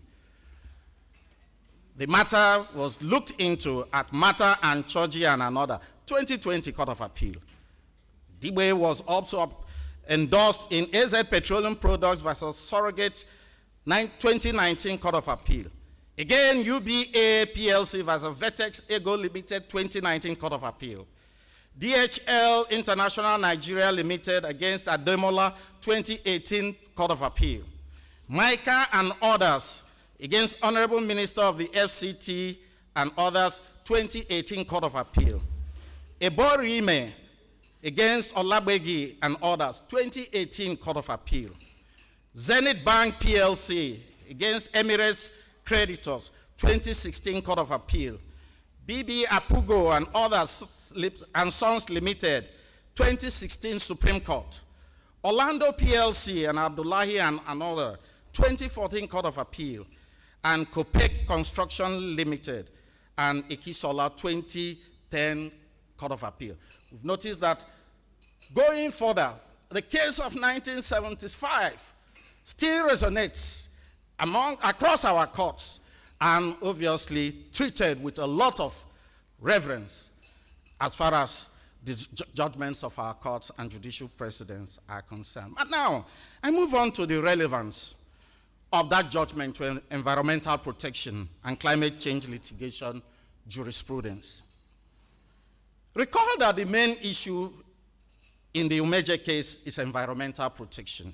Basically, the crude oil waste spillage and construction of access road affecting the natural environment. Unknown to Honorable Justice Chike Idigbe, his judgment given over 46 years ago would find application in the Trailblazing Climate Change Act 2021. Yes. For the first time in Nigeria's legal history, the legislation explicitly provides for the orders of the court, or for the orders the court can make when presented with climate change or environmental matters. Amongst these orders listed in section 34(2) of the Climate Change Act 2021 is the order, in the words of Justice Chike Idigbe, the order of compensation, that is quoting, order of compensation to the victim directly affected by the acts that are harmful to the environment. This is taken precisely from this judgment of 1975, and imported into a legislation of 2021.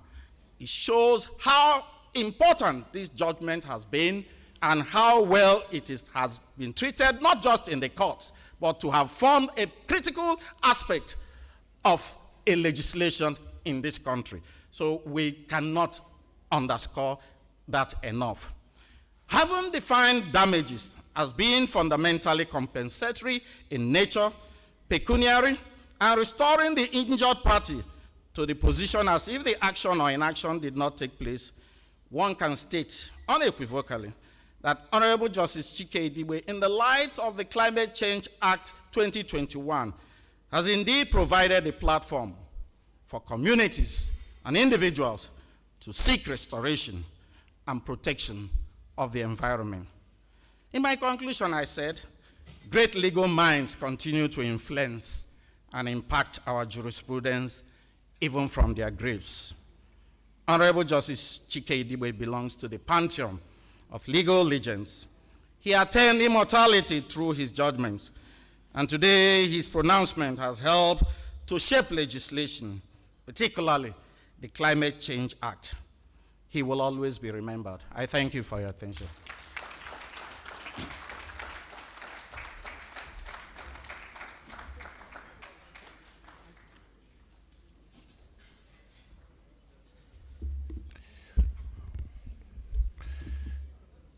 Professor Azenge, we thank you very much for your glowing encomiums that you've thrown on the learned jurist. We thank you for your eloquence and your erudition in your case review. Thank you so much, sir.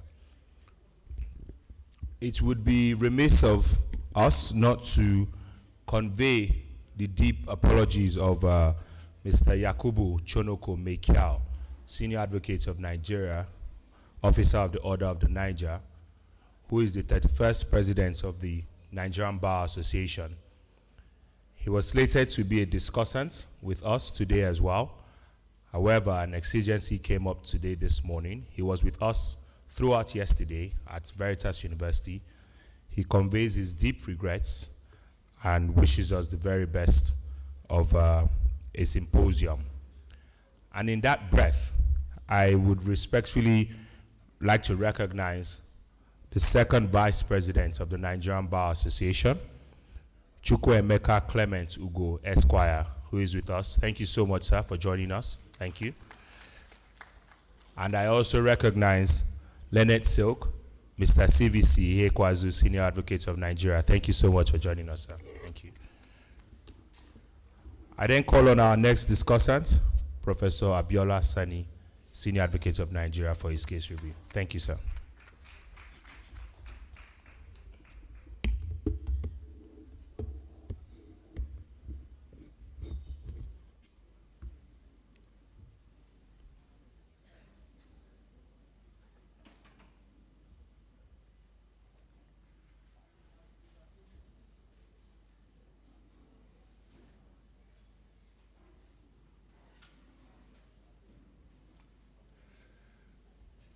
May I crave the indulgence of the chairman of this occasion to stand on all the existing protocol.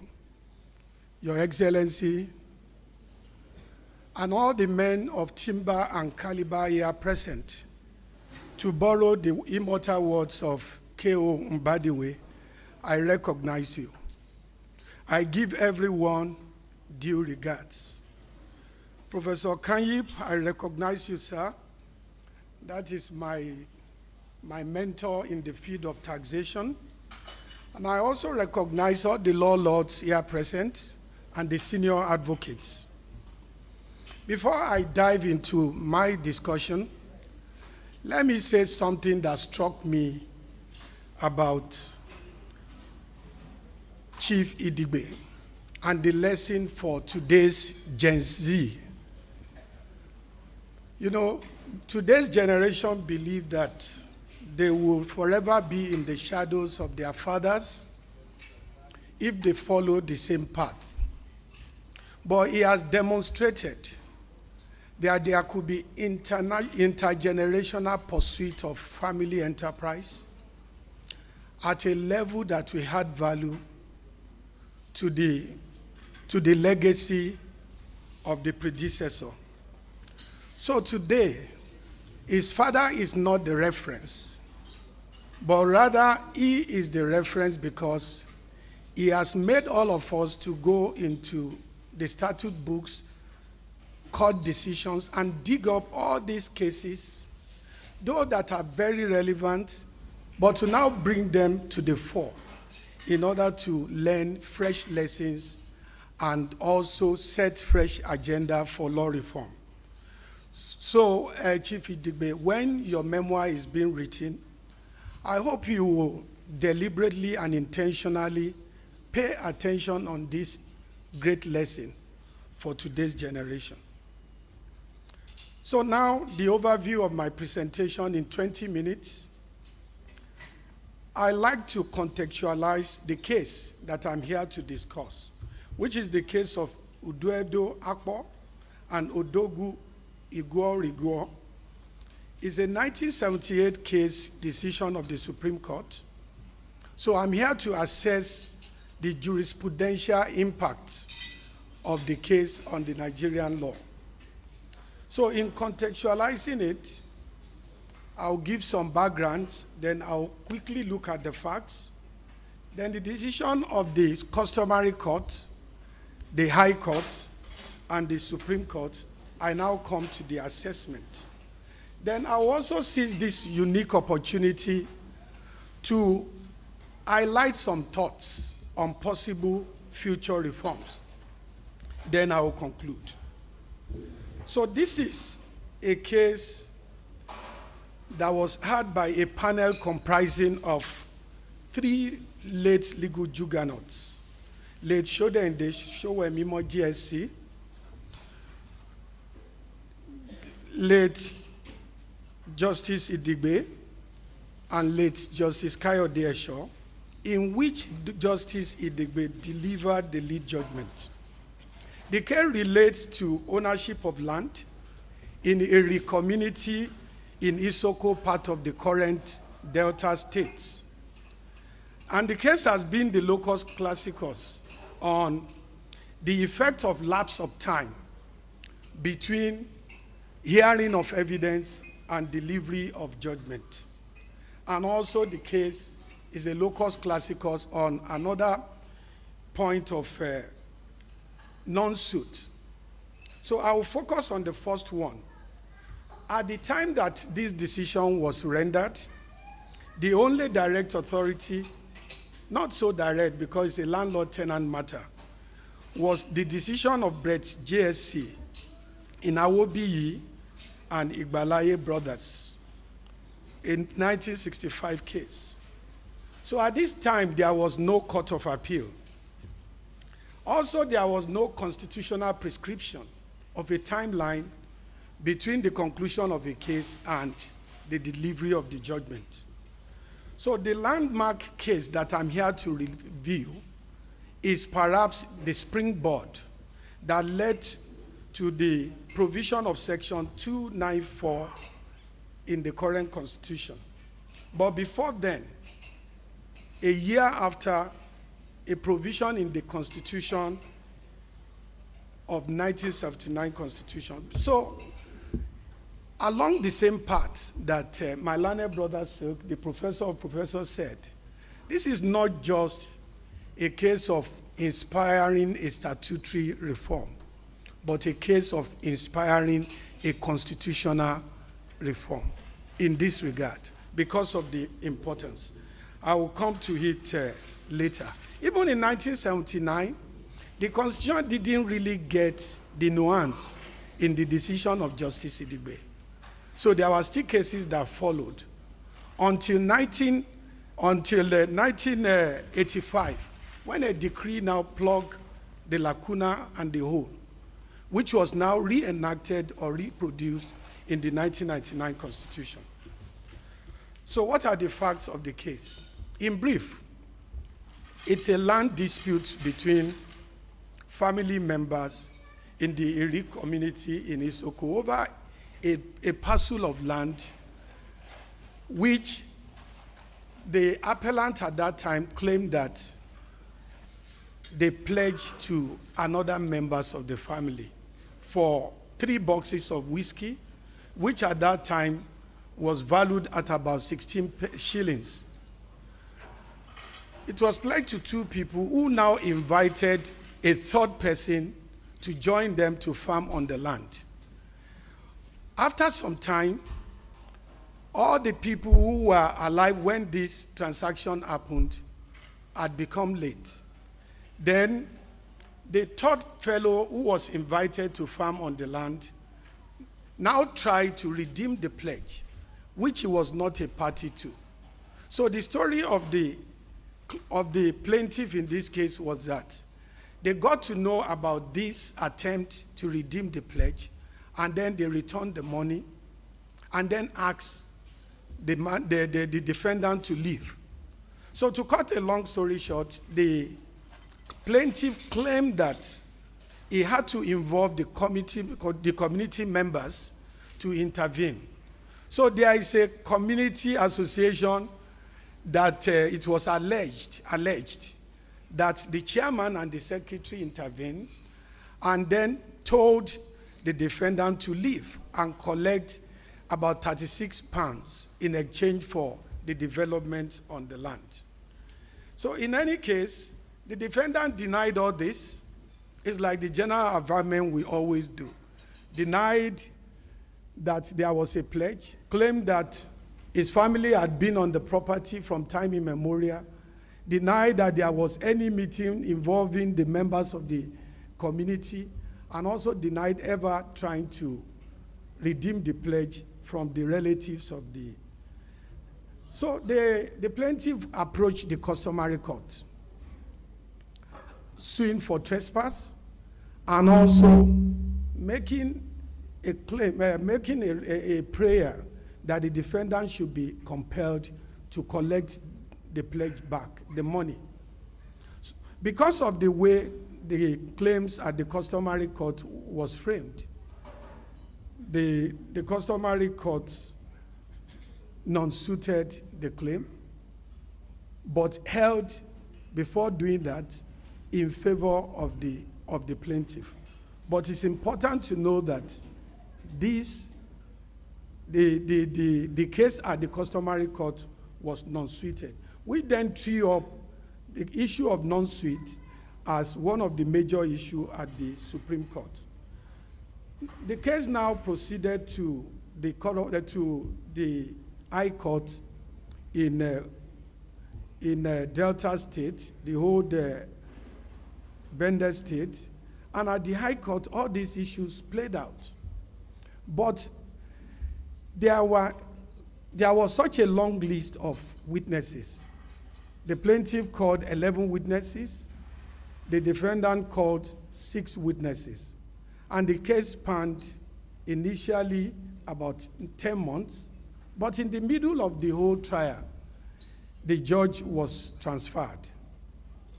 The judge was transferred, and he expressed his intention to continue with the matter. But the judge was transferred from one division to another, and finally to Rueli, and it became almost difficult. But the parties requested that it is in the interest of justice that the judge should be back to deliver judgment. Also, the judge that was at the station persuaded the judge to come back and deliver the judgment. And there was also a directive from the CJ of the old Bender State that the judge should come back and deliver the judgment. While all these things were happening, of course, time was ticking. At the end of the day, by the time judgment was delivered, there had been a lapse of time of almost 2 years. So the plaintiff won, the defendant lost, and the defendant appealed to the Supreme Court. Then there was no court of appeal. There were lots of grounds of appeal, but the main one that is important for this discourse was that the appellant contended that because of the incessant travel, especially the lapse of time between when the witnesses were heard and when the decision was made, the judge could not be said to have taken full advantage of hearing the demeanor of the witnesses in coming to his decision. So it might look like a technical point, but the panel of the 3 law lords, they looked at the records and they saw some inconsistencies in the evaluation of evidence, and then held that truly something important must have been lost in terms of appreciation of what happened. Not what they said, but in terms of their demeanor and their general credibility at the time that the judgment was delivered. So Idigbe, in his judgment, then said that this rule will not apply in all cases, but it depends on the peculiarity of the case. Because The bottom line should be whether substantial justice or injustice had been done because of the time lapse.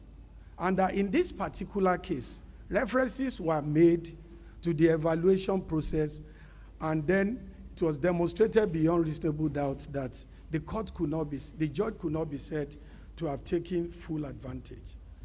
So shortly after that, on the effect of this case on the Nigerian jurisprudence, just a year after, the 1979 Constitution was enacted, and then before then, 1960 Constitution, 1963 only provided for fair hearing, very broad.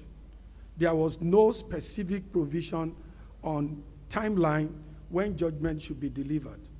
So in 1979, Section 258 then mandatorily provided that judgment must be delivered, judgment shall be delivered not later than 3 months, which was a good law because it came to address some mischief. But the problem was judges approached this in a literal manner and then started declaring all judgments were not due to the fault of the parties. Judgment were delivered outside the 3 months as they started setting them aside, contrary to what Justice Idigbe said in his judgment. So during the military in 1985, there was a decree, Constitution Suspension and Modification Amendment Act of number 17, where the court now introduced a subsection saying that it is not a blanket case. It is not in all cases. And then reinforced the need to look at the facts of the case to see whether indeed it has affected the justice of the case. So this is now what was reenacted in the 1999 Constitution in Section 2941. So that is not the end of the story. And I want you to envisage a scenario where a case had taken almost 20 years to travel to the Supreme Court, only for the Supreme Court to say, go back to the trial court. As a matter of fact, I tried to dig into the archive to see whether this case was relitigated. I will still continue my search. So now, this case has not only impacted the Constitution, it has also impacted the High Court, the Court of Appeal Act, and the Court of Appeal rules, and also the Supreme Court Act and the rules. Because now, the legal framework of the court and the rules have been reformed such that these courts can, in deserving cases, now exercise the power of the trial court in deserving cases, so that the issue of saying go back to stage one will not arise. And I look at it. When this matter goes, when it starts de novo, will the party call all the 16 or 17 witnesses? How are we sure that the judges will also not experience the transfer issue concern that plagued the first decision? So now I then venture a few thoughts on future law reform. And let me make a caveat. I'm doing this as a layman, okay, because I'm not an expert on land law. I'm a professor of commercial law, but I'm just trying to take the academic license to voice something in the bid that it might just make a little sense. And what are they? Perhaps it makes sense for judges to contemporaneously record their impressions about witnesses in the books, in the record books, when they are listening to witnesses. It could be on the case of honest, dishonest, or partially honest, or thoroughly dishonest. So that there could be a guide for the judge when writing his judgment. I don't know whether it makes sense. Okay? So just a note, a footnote about the demeanor. Also, this is an impeccable man. And then 2, in exceptional cases where cases are remitted to start de novo, perhaps we shouldn't open the entire flank. We should just look at, my time is up, sir. 3 more minutes? Okay, I will finish before then, sir. So, in exceptional cases where cases are remitted to the trial court to start de novo, I said exceptional because courts are now reluctant to even do so. And that is the sense between the amendment of the Court of Appeal and the Supreme Court rules. Because of the enormous resources that have been committed by parties and also even the courts and the states. So what I'm suggesting here is like a replay. When we are watching films in the comfort of our homes, you want to check something that happened previously. You don't begin from the beginning of the film. You just rewind and say, oh, it's enough, it's enough. Perhaps in this case, the focal point was whether there was an intervention by the community elders, the chairman and the secretary of the IRI Association, whether actually that meeting took place and whether the defendant made certain promises to live on certain conditions. So that again is the second thought on the basis of whether it makes sense or not. Then, rather than cases starting de novo and then traveling the entire entire appeal system, I mean, you go back, you go to the Court of Appeal again, and go to the Supreme Court. Common sense approach might be that retrial should be filed at the Supreme Court for administrative ruling as the decision of the Supreme Court, so that there is no appeal again on the matter. So this is my conclusion, Chairman. This case is an outstanding judgment which has positively disrupted the Nigerian legal space through constitutional and statutory amendments and the review of the Supreme Court and the Court of Appeal Act and rules.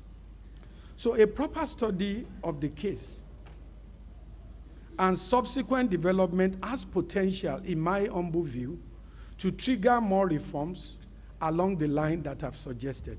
So ladies and gentlemen, this is my presentation. Thank you very much.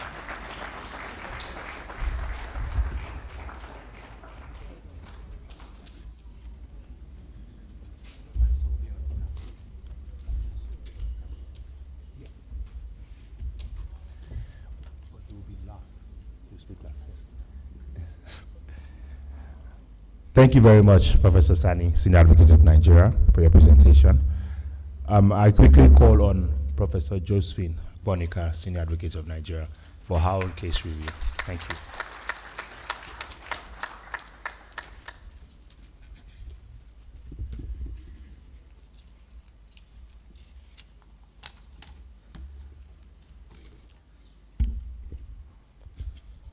Thank you very much. May I stand or lean on the existing well-established protocol, Your Excellency? Thank you very much. Chairman of the occasion, thank you. The review that I was asked to make was that of the Supreme Court judgment in Joseph O. Falobi and Elizabeth O. Falobi, and to discuss its impact on our present jurisprudence. Perhaps we need to understand the facts in that case. This was not a matrimonial matters cause. It was a course relating to maintenance of children. And Mrs. Elizabeth Fallowby wanted the court to grant her maintenance of 4 children and also her own maintenance to be granted in respect of her husband. Now, the action was brought under the Matrimonial Proceedings and Property Act of 1970 of England. Of course, we know that in 1970, we already had the Matrimonial Causes Act. The Matrimonial Causes Decree at that time.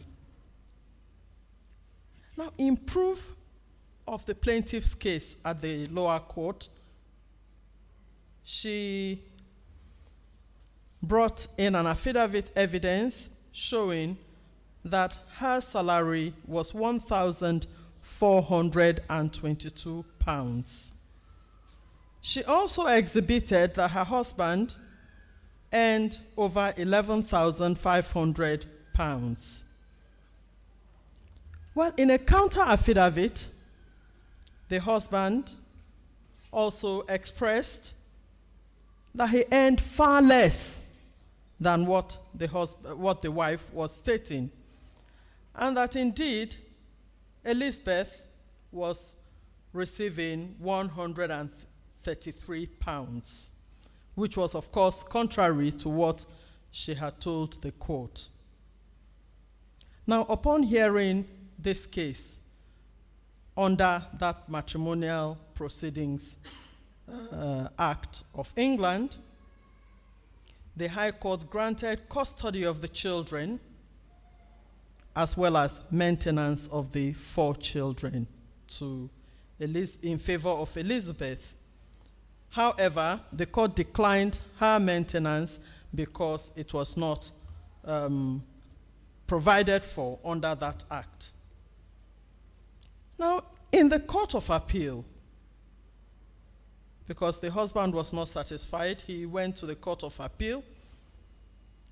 The issue that was raised was whether the Matrimonial Proceedings and Property Act of 1970 of England could be applied in a matrimonial cause in Nigeria, especially since Nigeria already had a Matrimonial Causes Decree of 1970. And besides, the Act of 1970 was not one of the laws that was received under the Statutes of General Application as being a law that could take effect from all the laws that were in application as at 1st of January 1900 were automatically accepted in Nigeria.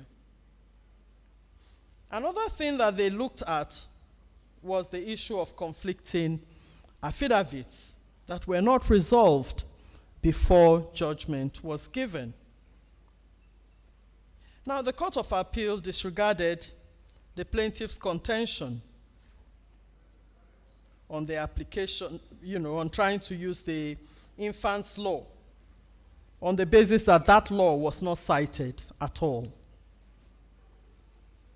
And that because the parties had not cited the law, it was inapplicable in the court for the purpose of that judgment.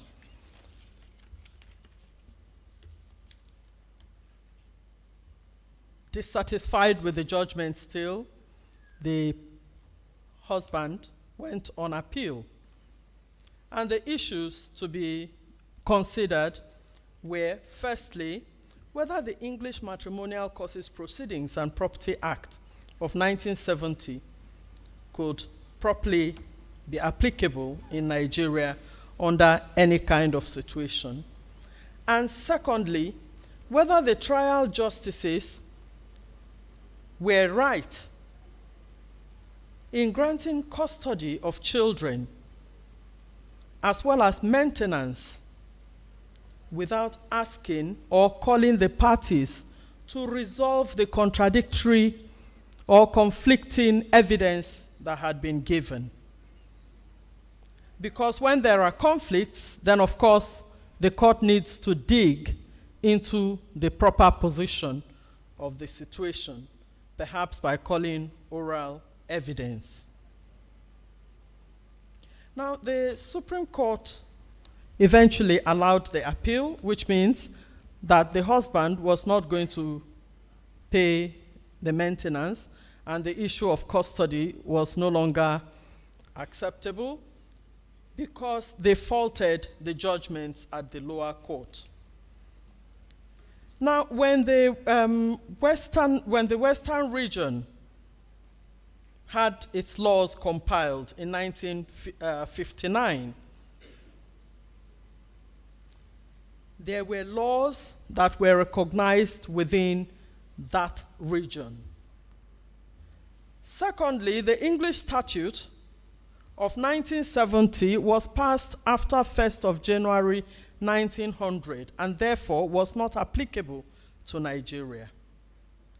Now, the Infants Law, which, though not cited, was applicable to our law, was not used because the argument of the lower court was that the parties did not cite it.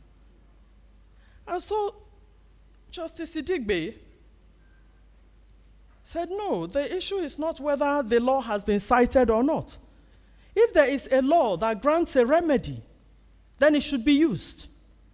Whether the parties know about it or have cited it or not cited it, the most important thing is that where a wrong has been committed under a particular act, then that act should be recognized in giving a remedy. And so that part was reconciled. And then secondly, that the issue of irreconcilable conflicting affidavits, of course, where there are conflicting evidence in the affidavit, the parties must try to call evidence to reconcile those issues. Otherwise, there will be injustice committed in respect of one party, because the truth will never be known unless they are able to further bring another affidavit or call proper evidence to see how that can be done. And of course, the focus of that panel was to see that substantive justice should be used over technical justice. And that even if a particular law had not been cited, the fact that we know that that law exists in the country and can provide a remedy in respect of a particular issue should be the focal point in respect of that particular judgment. And that it is erroneous to assume that the maxim ubius ibi remedium is only an English common law principle, without assuming also that in Nigeria we have the same principle that where there is a wrong, there must be a remedy. Therefore, it shouldn't be an issue that will apply only to English law. And that the use of the Infant Act should have been a consideration in looking at whatever decision the lower court had made in the matter. Now, it is quite important to look at the issue of substantive justice as against technical justice. The whole idea was to ensure that people don't waste their time on things that can only bring some kind of technical issues and turn us to technicians, instead of looking at the right thing that the law intends to provide.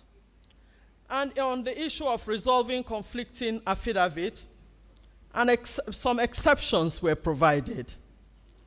that, look, even if there are conflicting affidavits, if there are documents attached to the affidavit that are capable of giving the right answers in respect of the issues that are to be determined, then those documents should be looked at to get the truth without necessarily calling further evidence to establish that particular situation. And if there are glaring situations where people, in addition to the conflicting evidence, have in some other parts of the affidavit made some admissions, then of course those issues should be looked at. But that the fact that the parties had failed to cross-examine or to call further evidence will not exonerate a person who has failed to do what is right. What is right in the circumstance is to ensure that the truth is brought to the court, not whether there are certain technicalities in respect of the areas of the law that they wish to cover.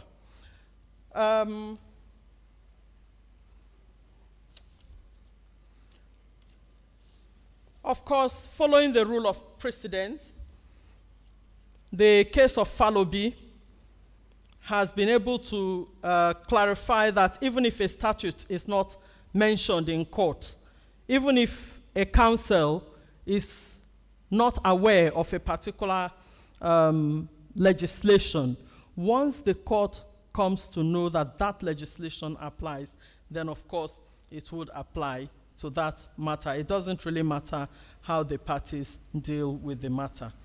At the end of the day, the court reluctantly asked that the case should go back to the lower court for a trial, because from the facts before the court, the affidavits were really unable to establish the true position relating to the salaries of both parties, and therefore they could not create any situation that would give favor to one party above the other just because some parties had failed to state what they were supposed to state.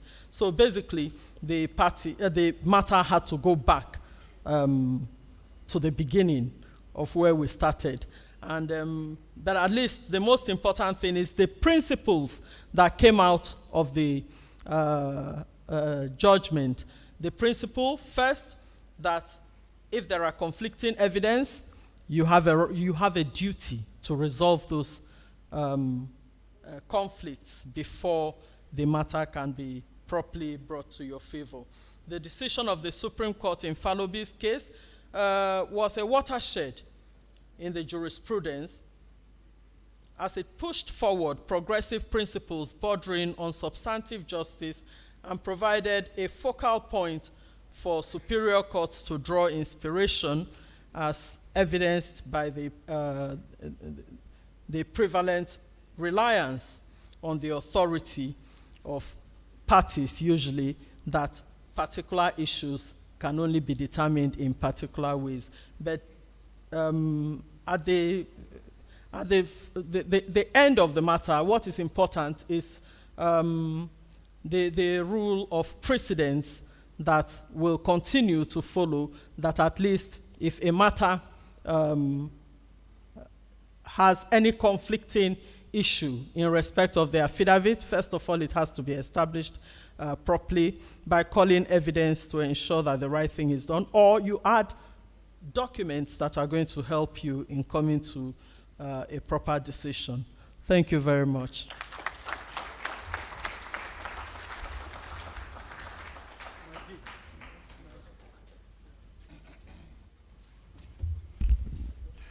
Thank you, Professor Agbonika, Senior Advocate of Nigeria, for your case review. We're indeed very grateful.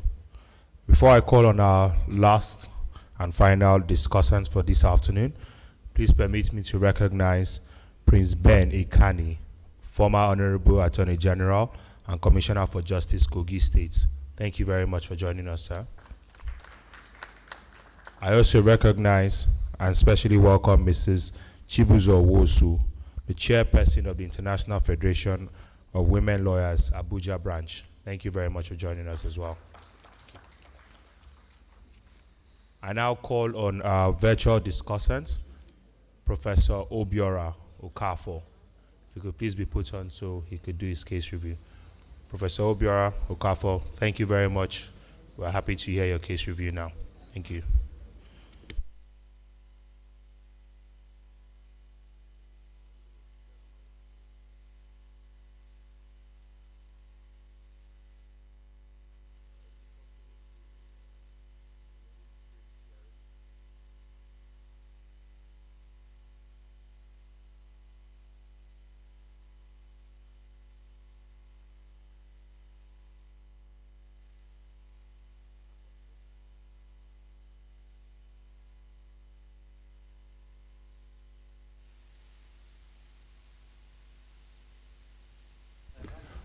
Professor Okafor, the IT team is asking you to please unmute yourself, sir. I'm not on mute. Okay, we can hear you now. We can hear you now, sir. Yeah. Yes. So, can the screen share be enabled? We'll do so now. Thank you.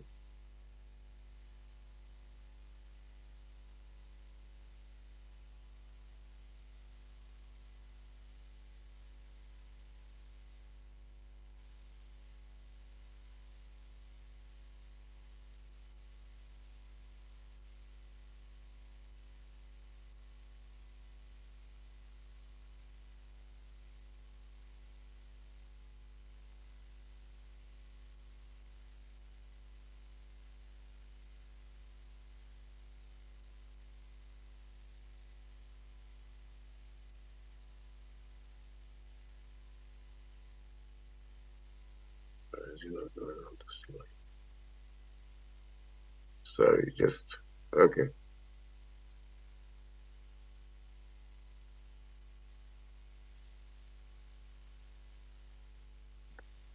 Excellent. Thank you so much. First, I begin with greetings. I'm not, unfortunately, I'm online, so I don't know who's in the room, but just to recognize and show my respect to the chair, distinguished judges, professors, senior advocates, counsel, the Idigbe family, ladies and gentlemen. It's my great pleasure to participate in this excellent symposium. I've been listening and it's been quite enriching. My regrets that I couldn't be there in person. I'm going to discuss the case which I have shortly referred to, I will refer to as the Chief Numogun case. And what I want to do, and I'll come back to that, is just tell you a bit about the case, situated in its context, and then map briefly what I found to be its impact in Nigerian jurisprudence. And it aligns with much of what you've seen or what you've heard today with regard to the other cases that have been discussed. The symposium honors a legend who I have described as a co-inventor of modern Nigerian jurisprudence as we now know it. It calls on us to carefully investigate and consider and weigh the impact of that, of his judicial thought and praxis, which is practice informed by theory, because I look at him as very conceptually deep. And then in that regard, I'm especially honored as a scholar to participate in this long overdue exercise, in my view. And for this opportunity, I'm especially grateful to my friend, Chief Dr. Anthony Idigbe, SAN, who's, I must say, is a worthy scion of the late Justice, cut from the same intellectual cloth. His able wife, herself, a distinguished lawyer, the Idigbe family, and the organizers of the symposium. So that's a brief outline of how my presentation will proceed. And then I've already begun to talk about the what I want to do, the case itself analytically, situating it in the social context, and discerning its impact and so on. The main limitation, of course, is I'm discussing one case, but I think that you can tell from the presentations that have preceded mine that what I say, what Recording I would say, stopped. Allegorical, meaning it's a single story that tells a much larger story. So what was the case about? The case at issue. The case was decided by the Supreme Court ultimately on appeal from the then Western State Court of Appeal, High Court at Oshogbo, and I've listed the dramatis personae, so to speak, the judges and the counsel here, because that point is very important when I weigh the impact, so that you can see the quality of the legal minds that really participated in this judicial drama, and the way that against the incisiveness and really the teaching that Justice Idibwe did in that case, even though most of the people who got it wrong were very powerful, very deep legal minds. And that sort of tells you almost a hierarchy of, the power of the minds that were in play in this case. So in terms of the facts of the case, the plaintiffs, later appellants, had sought 3 reliefs at the High Court. One was a declaration, the usual declaration, but to a piece of farmland, was jointly owned, damages for trespass to this family-owned land, and then an injunction. Interestingly and importantly, the reliefs were sought against another member of the family, even though that other member had raised doubts about the membership of the plaintiff's appellants in the same family. At the High Court, after the exchange of pleadings, it emerged basically that the defendant, later the respondent, had admitted that the land in dispute is family land, but then denied that the first plaintiff appellant had anything to do with the land and basically was not a member of the family, alleged that he was not a member of the family, him and some of the other plaintiffs, and then called for argument in the court as to whether or not the so-called proviso to this particular provision that you can see on the screen, Section 9 of the then High Court law of the then Western region of Nigeria, whether that proviso ousted the original jurisdiction of the court, the High Court, to try this particular case.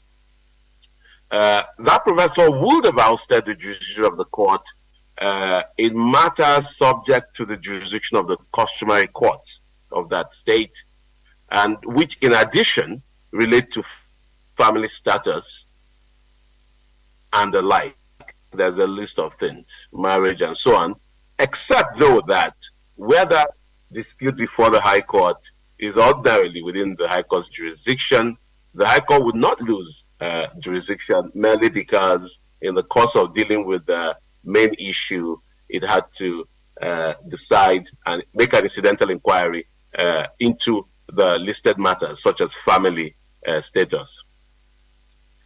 In view of the counsel for the defendant, the sole issue that remained to be tried at that point was whether or not the plaintiffs were members of the relevant family, which he then framed as an issue relating to family status. And also note that the family land at the time was at the time claimed by the plaintiffs to be undivided and unpartitioned. This is important. And note as well that even Chief Bola Ige, for the plaintiffs' appellants, had conceded at the High Court that the matter related indeed to family status, but then contended that even still, family status was not the main issue, in play at that point. The High Court dismissed the case and held for the defendant, agreeing with the defendant that the only issue that remained to be disposed of related to family status and was not merely incidental but fundamental to the matter. As such, it held that its jurisdiction was ousted by the provisor to that High Court law, and the judge then made the statement which Justice Idibwe took issue with later, which is that he was utterly at a loss to see the basis for the claims for trespass and injunction against the defendant when the defendant is a member of the same family.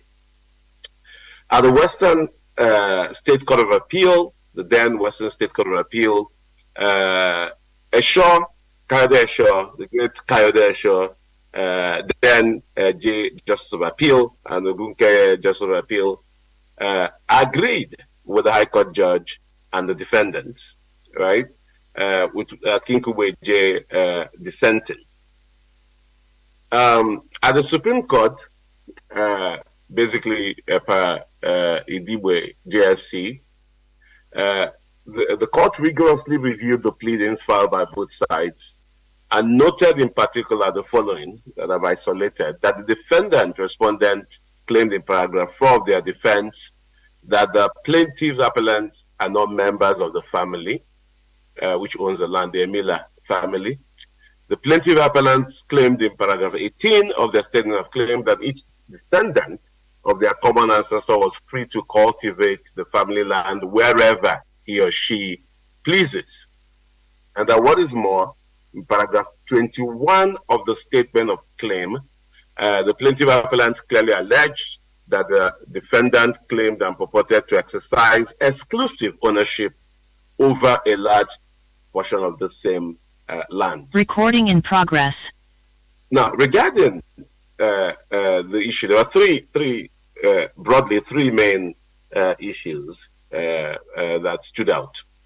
And regarding the first one, the issue of the family status being engaged at that point after exchange of pleadings, the Supreme Court, by Idibwe JSC, noted that neither side had raised the issue, neither of the contenders had raised the issue of family status, and that it was the judge himself that had embarked on quote, the self-imposed exercise. The Supreme Court then found that the judge thus reached the conclusion, albeit erroneously, that this was the only issue to be tried at that point.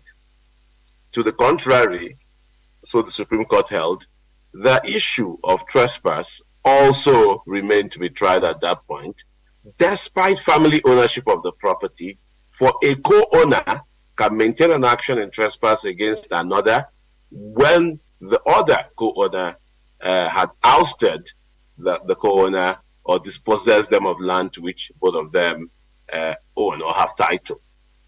The Supreme Court thus held Idibwe JSC that family status was not the only issue to be tried in the case following the exchange of pleadings.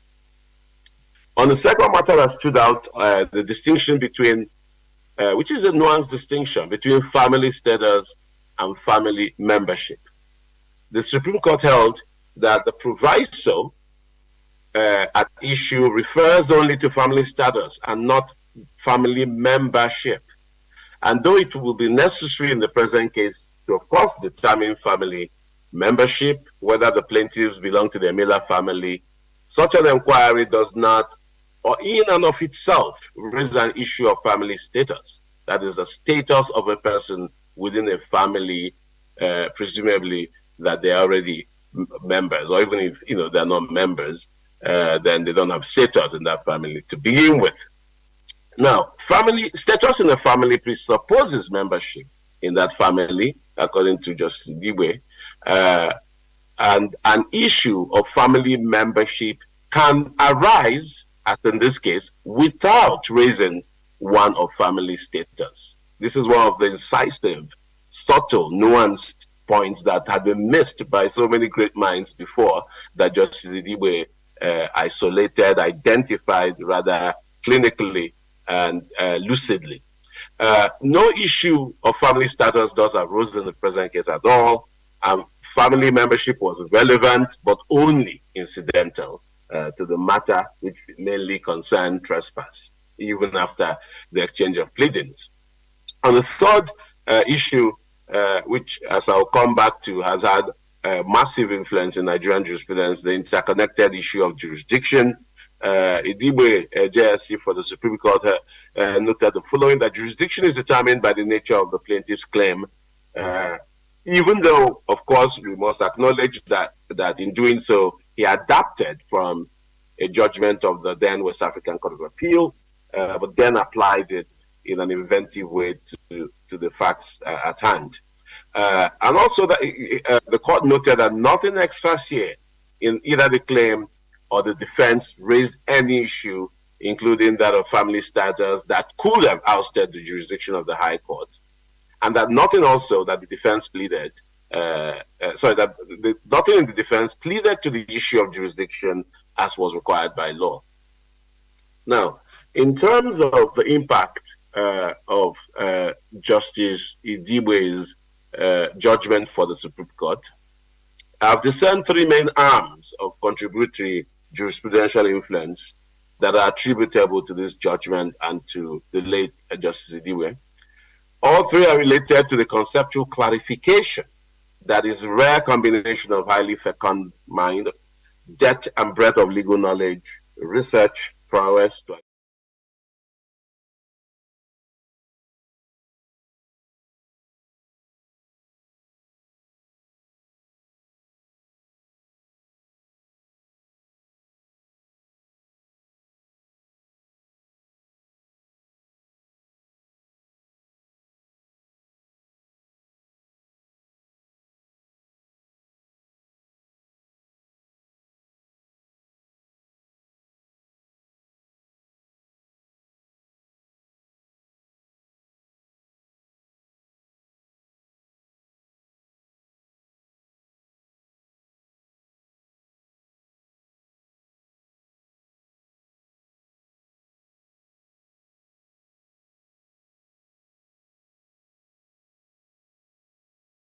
law, especially in land law.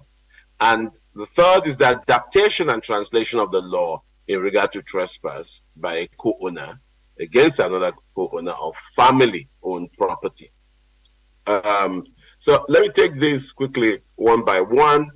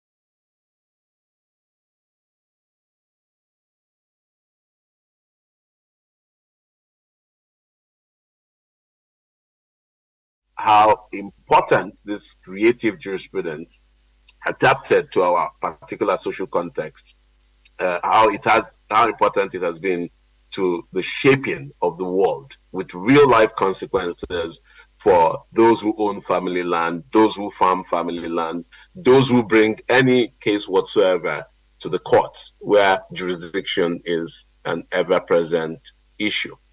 Now, this kind of socio-legal impact is usually enhanced when the reasoning in the case at issue is lucid, clear, convincing, and fit for purpose. That was the case, that remains the case with this case. Pardon the alliteration. Generations of Nigerians have, one way or the other, felt the impact of cases in which the case at issue has been referenced and relied on.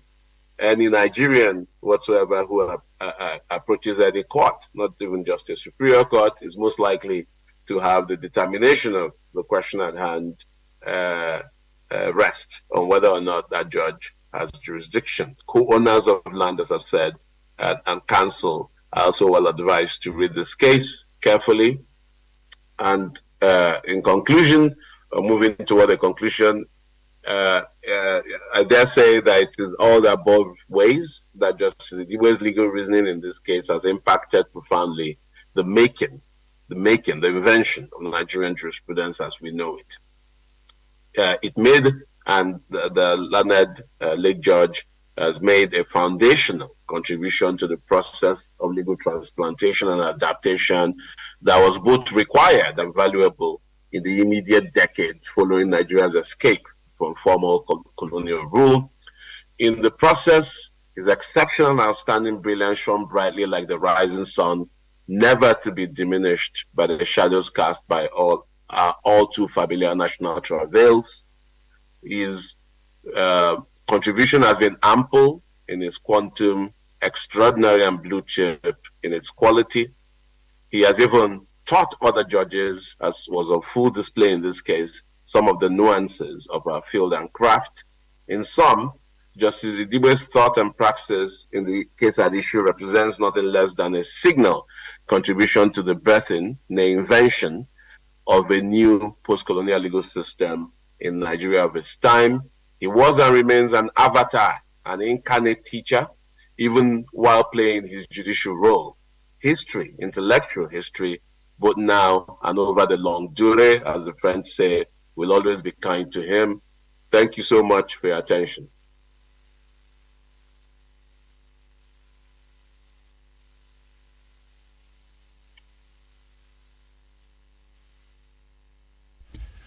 Thank you very much, Professor Obiora Okafo. Because time is far spent, I have the kind permission of the chairman of this occasion to permit only 2 questions at this time. If there are any questions or comments, 2 questions or comments on any of the presentations that have been made by the speakers, we're happy to take them now.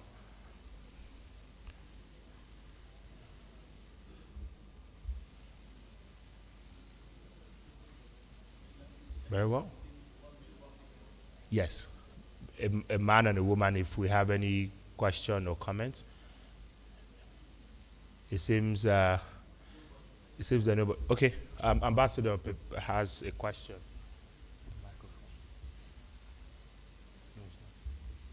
Okay.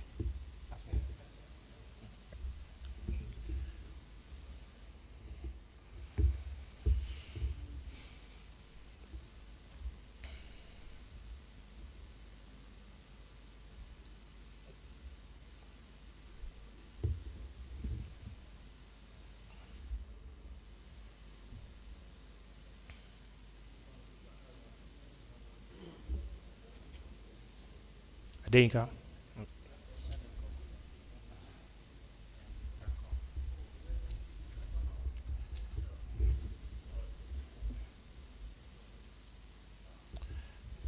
Your Excellency, you can just come up, sir.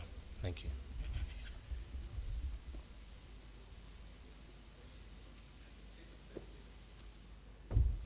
Thank you very much for the privilege.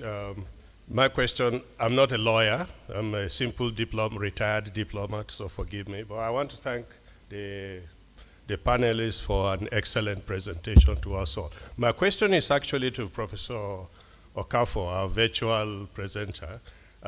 You talked about, there was a section you talked about inventiveness, and you talked about the needle being moved ever just slightly.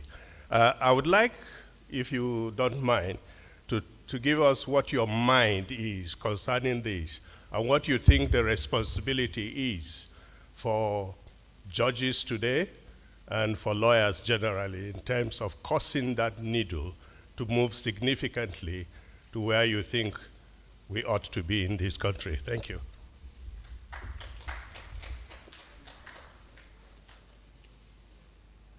Thank you so much, Your Excellency. And don't mind that you're not a lawyer.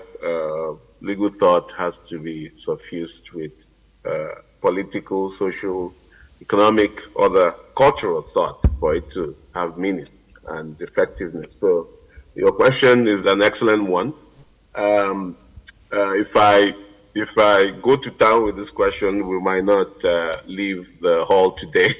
But suffice it to say that indeed, I think that judges do have an enormous responsibility, indeed, the primary responsibility, not just in Nigeria, but the world over, to move society forward.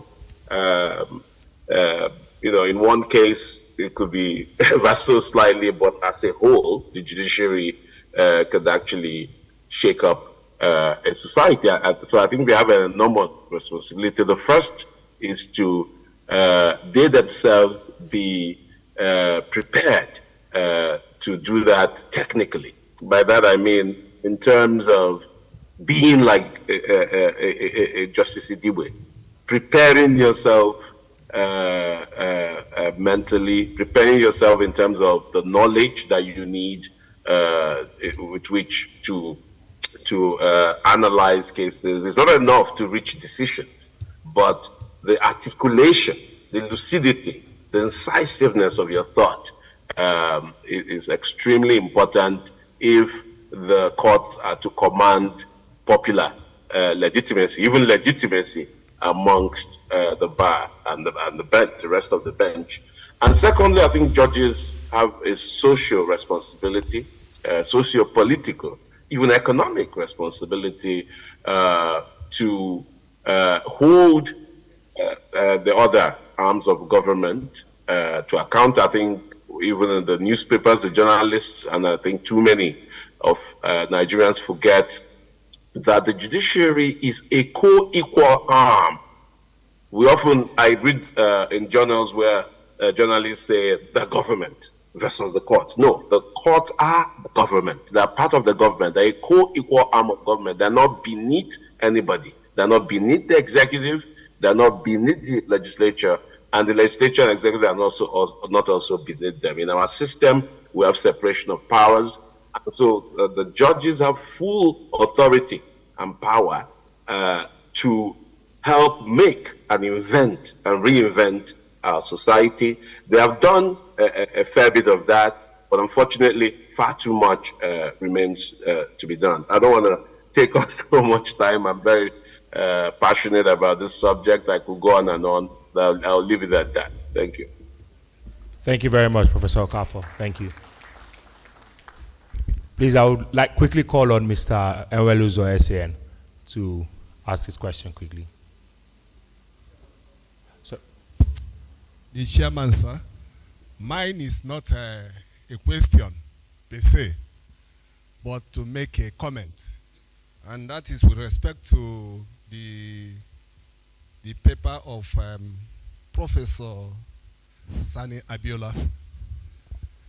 First and foremost, he created, or rather he suggested that judges should note down their impression about witnesses in the course of proceedings, so that at the end of the day, the case will not be sent back for a trial as a result of the long period of the case in court, particularly where the judges are transferred. I wish to say that it will not work in Nigeria. It will not work. Why do I say so? Once judges note down their impression of witnesses in the record book, I am telling you, before judgment is delivered, that record book will be leaked out. And the next thing you will see is that there will be plethora of petitions by the party who is likely to lose the case, that the case should be reassigned to other judges. It will really work so much hardship.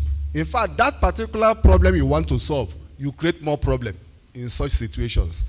Now, the second point I want to make, you remember that in the case of Obuyin against Okudo, wherein Nemeka Agu delivered a judgment after he was elevated, not knowing that he had been elevated to a higher bench. Now, the Administration of Criminal Justice Law or Act, I know the states adopted the federal enactment. Now, started having that view that when, particularly in criminal cases, judges are transferred, even if they are elevated, they should still come back and give judgment. Did it last? Remember the case of the former governor of Abia State, who was convicted. And the Supreme Court said no. In the act, there is an amendment that it can be done. Was it amended in the Constitution? So you can see that the delay we want to stall will have greater delay with one kind of petition, leakage of judges, and we do not work in our system. What should work in our system is that technology should be introduced in our court system, and that will be the best for all of us. Thank you. Thank you very much, Leonard Silk. I please beg the indulgence of the chairman. Just for balance, we have one final question by students of Veritas. It's a lady, if she's here, she can just quickly. Oh yes, okay. So just before her question, Leonard Silk to respond to Mr. Emeluzo's comments.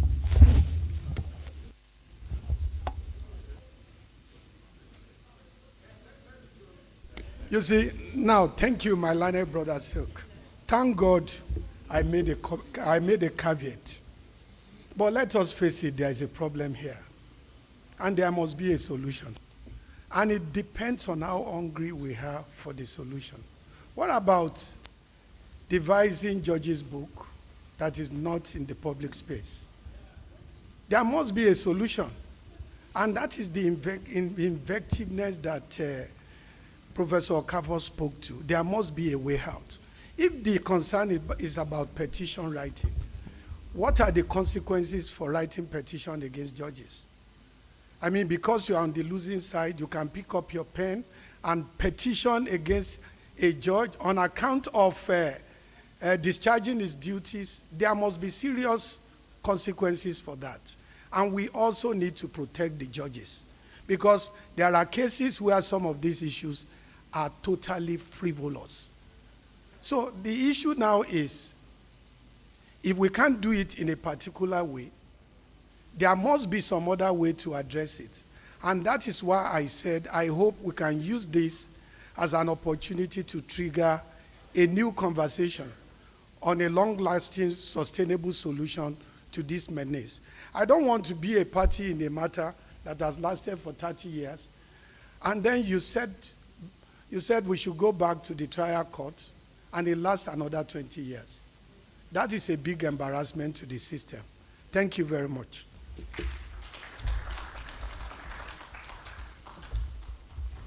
May we have the student if she's here? If she's not here, we'll just move on.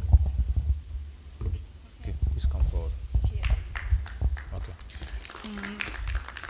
Good afternoon, everyone. My name is Hanetu Shuaibu, a student of Veritas University, Abuja. And my question, fortunately for me, is about judicial president.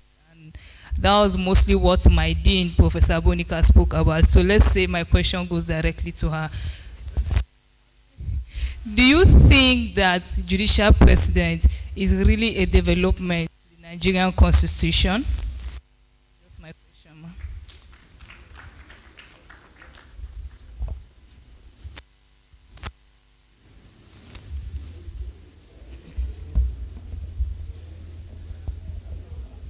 Now, judicial precedent really does, to a large extent, in the sense that it doesn't give need for parties to be, for judges to begin to rethink their own laws and to bring out new things, because already there is judgment that they are supposed to follow. Something has been said before. But in terms of proactiveness, judicial activism, sometimes you find that Supreme Courts still go back to rethink, to give, maybe when they find that that position that they gave before wasn't actually correct, you find that sometimes they go back and, you know, they go back and overrule whatever it was that they had said before. Therefore, you can find that sometimes there is that forward movement in terms of judicial precedent. But ordinarily, I think it is meant to simplify the work of judges. It is meant to also guide, to guide the young, the junior courts, the lower courts, so that you don't find a situation where, because of any form of rascalism, the Supreme Court has given a decision and the Court of Appeal says, no, I don't like that decision, I want to change it. Or you have a high court saying, no, I don't like the decision of the Court of Appeal. You don't have such rascalism going on within the court system. Thank you very much.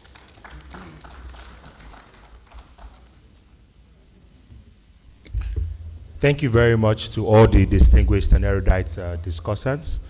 And to quickly present their plaques, I'll take them by the persons closest to me.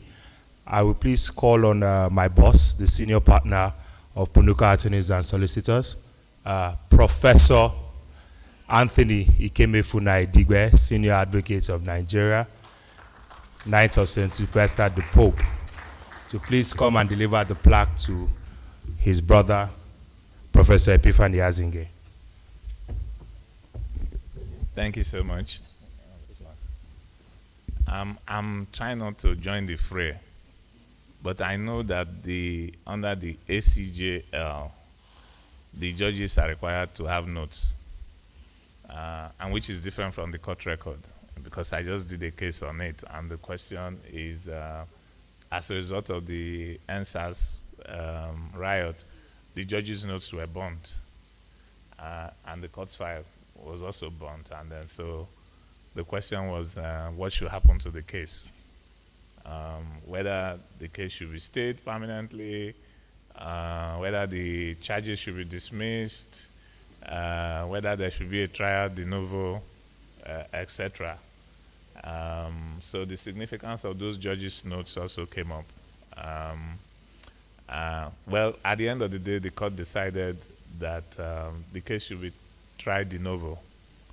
Unfortunately, there are no notes and there are no records, so we are waiting for the de novo trial to take place. We thought if it was in Canada, they would have granted a permanent stay, but they said de novo. So I'm trying not to get into the fray, but there is some provision today in Nigerian law that judges should keep notes. And I'm not trying to support you, Prof. Now, the risks that have been pointed out by Mr. Imoluzo, SAN, remains, but the law is there. On behalf of PUNUKA Attorneys and Solicitors, I would like to present this plaque to Professor Epiphany Azinge, Senior Advocate of Nigeria, Okilolo of Asaba,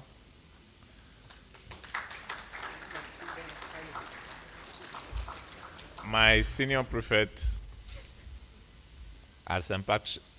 Patrick's College, Asaba, and I've said this several times, that when we were in school, we used to take bets on who will find Robert Omole is here, yeah, so who will find a stain on his white shirt. He's so prim and proper, as you can see today, as he was at that time, with his starched white shirt. So we take bets to find a stain on the shirt, and nobody won. So we thank you for the support, for being a speaker at this 15th edition of the PUNUKA Annual Lecture and Symposium to mark the 100 years anniversary of Honorable Justice Idigbe, JSC, OFR, on the theme, Honorable Justice Chike Idigbe, JSC, through his judgments in present-day Nigerian law. We appreciate your contribution, and we particularly appreciate the relationship with the family. I recall those days when he was at the law school. They were also part of those that inspired me in my law course. Thank you.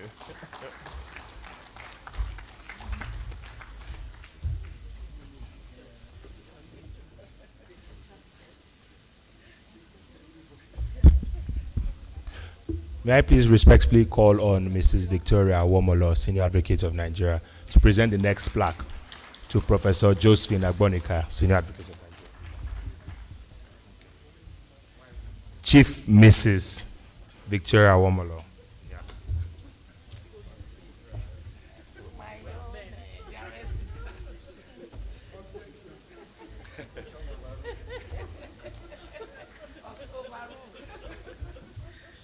Thank you. It is with the greatest pleasure that I present this to you on behalf of PUNUKA attorneys and solicitors, Professor Josephine Agbonika, SAN, as a very good speaker at this 15th edition of the PUNUKA Annual Lecture and Symposium to mark the 100 years anniversary of Justice Idigbe, JSC, OFR, CON. We enjoyed your reviews and your expositions, and it took us far back to all those old cases that we studied. Thank you very much. And as the Dean, I want to congratulate you again. Dean, Faculty of Law, Veritas University. Thank you very much. You're welcome.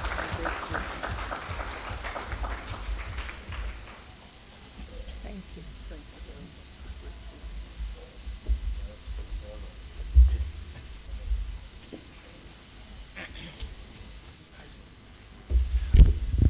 And to present the plaque to Professor Abiola Sani, Senior Advocate of Nigeria, we respectfully call on Princess Catherine Agba to please present the plaque to him. Thank you.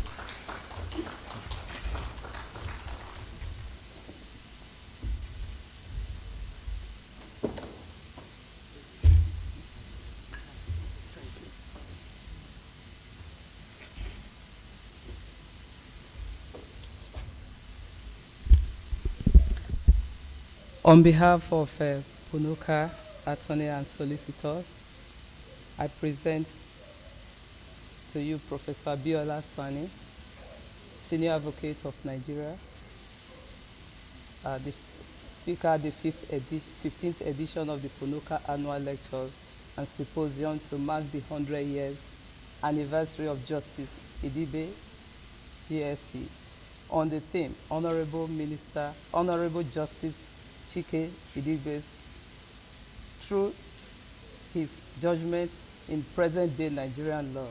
In appreciation of your contribution towards the success of this lecture, I present to you this award. Your presentation was very interesting, and the judges' note that you spoke about, very controversial, I think. Thank you. Thank you. Thank you.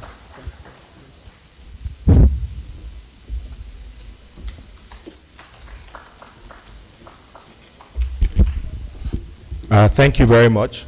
And for our virtual speaker, he's obviously not here with us, so we would ask very respectfully Mr. Nnamdi Oragu to please accept his plaque on his behalf and to present the plaque to Mr. Nnamdi Oragu on behalf of Professor Obiora Okafor. I would ask on the managing partner of the firm, Ms. Elizabeth Idigbe, to please present the plaque. Thank you.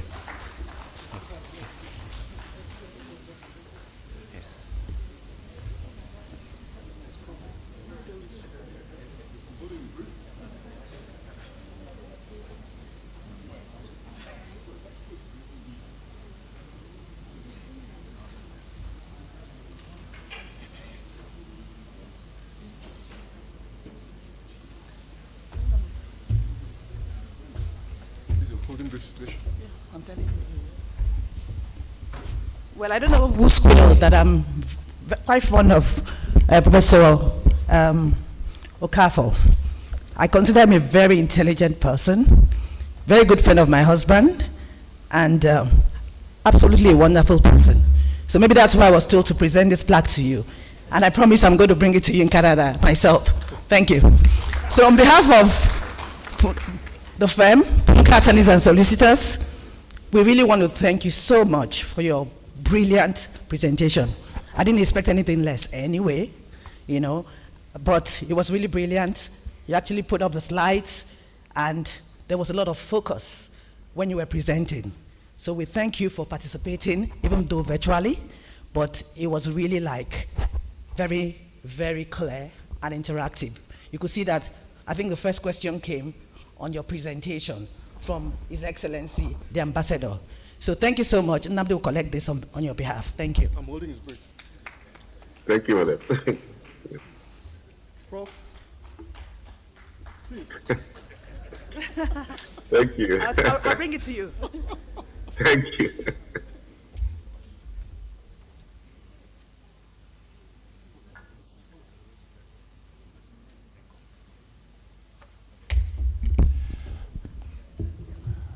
Before we just give the final batch of plaques, please respectfully ask that the discussants can take their seats. Thank you so much for joining us. Thank you. Thank you.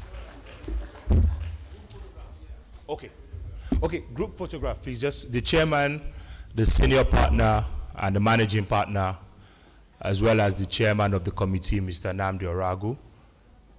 All the other partners of PUNUKA Attorneys and Solicitors here present. Please come up stage for a group photo. No, in front of the stage, I beg your pardon, in front of the stage. I'm speaking with professors of law. I have to be very careful of my language. In front of the stage, thank you.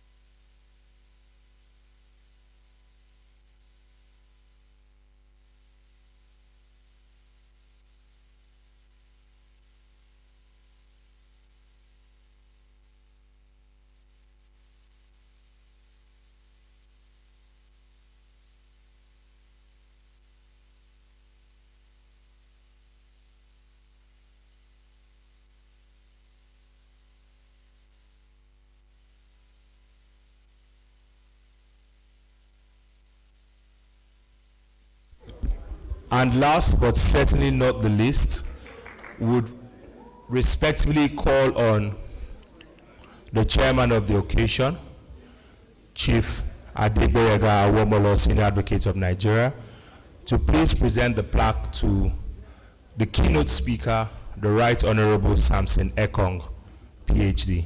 Thank you very much, sir.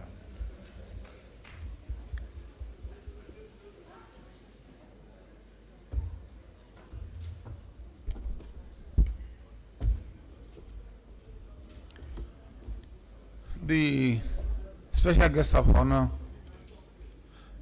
and the organizers of this PUNUKA lecture and symposium, I have the honor to present to Right Honorable Ekong Samson, PhD, the keynote speakers at this special 100 edition, centurion edition,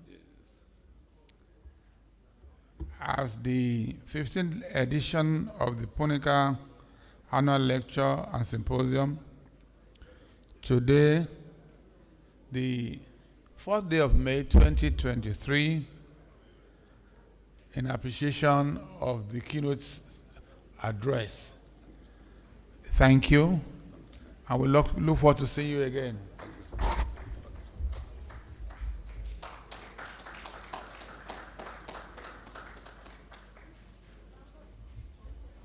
And let me take the advantage of my being on the podium to thank everyone who had come. One meeting, please. One meeting, please.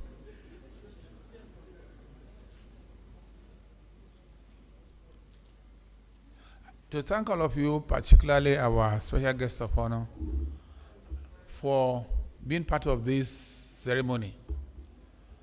I'm sure the vote of thanks is coming, but as the chairman, I'm privileged, I'm honored, and I hope that when I'll be 100 years, some people will celebrate me too.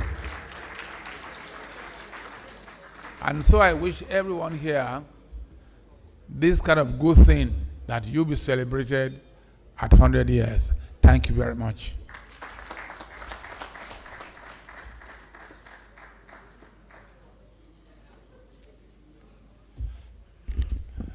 Distinguished ladies and gentlemen, the day is fast spent. Without further ado, we'll finally call on Mr. Nnamdi Oragu to give the vote of thanks to wrap up this ceremony. Thank you.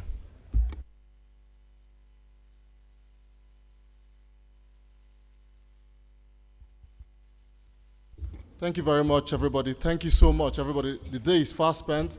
I stand on existing protocol because the same protocol will be used in greeting people. But let me start by thanking the alumni of PUNUKA attorneys and solicitors who were with us yesterday for the event. So we have 3 plaques for our alumni. CVC Hekwazo, Senior Advocate of Nigeria, Cosmos Engodo, Senior Advocate of Nigeria, Dr. Nnamdi Dingba, Senior Advocate, Justice Nnamdi Dingba, I'm sorry. Please step forward and receive your thank you plaques. In honor, these are former members of the staff of PUNUKA attorneys and solicitors, so it was an honor having you speak at Veritas University yesterday. So we have plaques to thank you on behalf of the committee on the 100 years of Justice Idigbe to please step forward and receive this plaque. These plaques are dual purpose, really. It serves as a commendation for excelling in our chosen field from this firm. So the first one goes to Cosmos Engodo, Senior Advocate of Nigeria, alumni, PUNUKA attorneys and solicitors. Thank you so much. Sorry, Senior Advocate, please step forward. Let me also state again, alumni, PUNUKA attorneys and solicitors, for the record. Thank you. What? Oh, sorry. We're running. Please take this. Okay. Okay, that's fine. So hold this. Thank you. Thank you so much. Thank you. So this award, dual purpose, award of honor from PUNUKA, and then thanking you for attending and speaking at the event as well. Second award goes to CVC Hekwazo, Senior Advocate of Nigeria. Once again, alumni, PUNUKA attorneys and solicitors, for the record.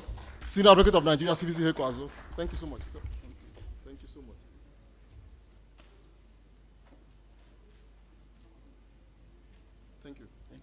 The third award here goes to Justice Nnamdi Okudili Dingba, Justice of Federal High Court, also alumni, PUNUKA attorneys and solicitors.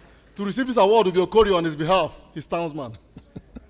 Okori, please do receive. Hold his brief. I'm sorry time is fast spent, but I just wanted us to give this to honor them as well as members of this firm who have left the firm and have excelled as well. See those one. Oh, sorry, Okori, please step forward, sorry.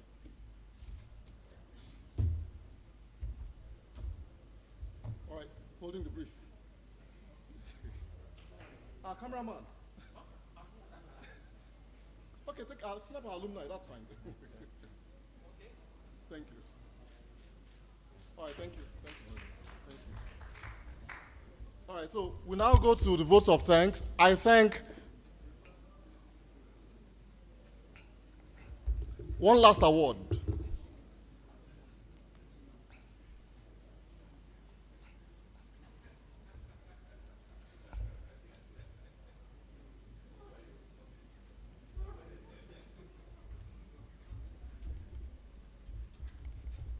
Just a minute.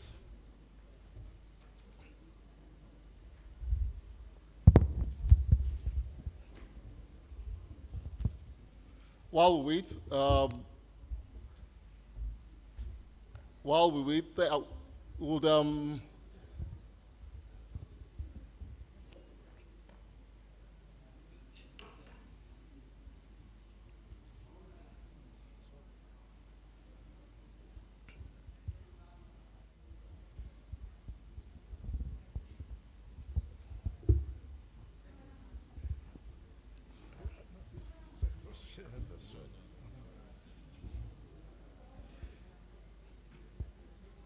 It is my great honor and pleasure to present this.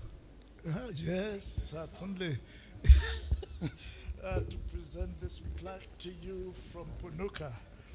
It says it is presented to Chief Adegboyega Awomolo, SAN, Chairman, at the 15th edition of the PUNUKA Annual Lecture and Symposium to mark the 100 years anniversary of Justice Idigbe, JSC, OFR, CON, on the theme, Honorable Justice Chike Idigbe, JSC, through his judgments in present-day Nigeria law, in appreciation of your contribution to the success of the above lecture, dated May the 4th, 2023, Abuja, in Abuja.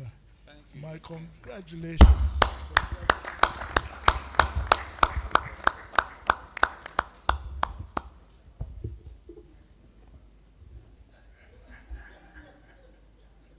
That's all.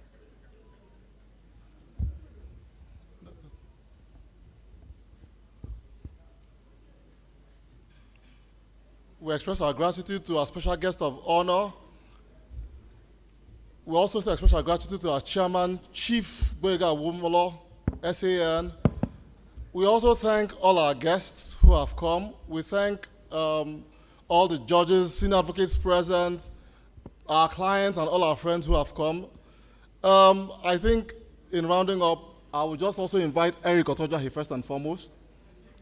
I thank our managing partner and our senior partner. I invite Eric Otojahi. I'm only the chairman of the organizing committee of the whole 100 years event. So let me invite the head of the local organizing committee to come forward. Head of the Abuja leg of the event is Eric Otojahi. So if you say a few words first before we close, because this is the end of Abuja leg of our event. A big appreciation to everyone present. I stand on existing protocol. We are very grateful for your esteemed presence, gracing this occasion. It's been hard work putting this together, and you have made it a worthwhile effort. You're welcome, and we pray that as you go back, The Lord be with you and bless you. Thank you. Thank you very much. Eric, don't go. Before Eric goes, Gloria, the Abuja team should please rise. And then we'll thank you. Gloria is a partner in the Abuja branch. Asmao, also in the Abuja branch. We thank Isaac, please rise. Isaac. All the members of our Abuja part of the firm, we thank you very much for putting this together. It's been a very intense 2 days for members of the firm. I mean, yeah, it took quite a while planning this, and it was not very, in fact, we didn't know this was really exceptional. So we thank you all so much. Let me once again thank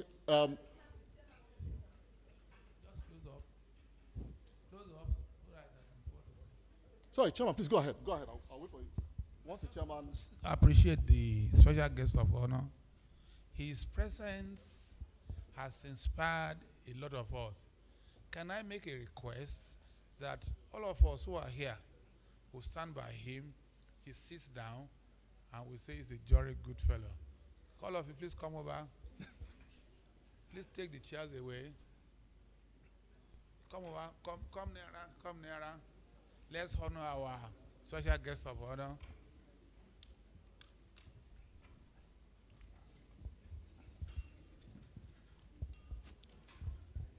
Please come. Thank you, ma'am. Please come. Where is your husband? Oh, come on. Please here.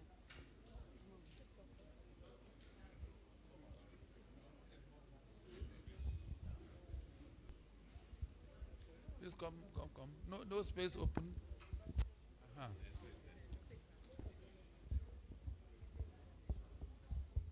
For he's a jolly good fellow.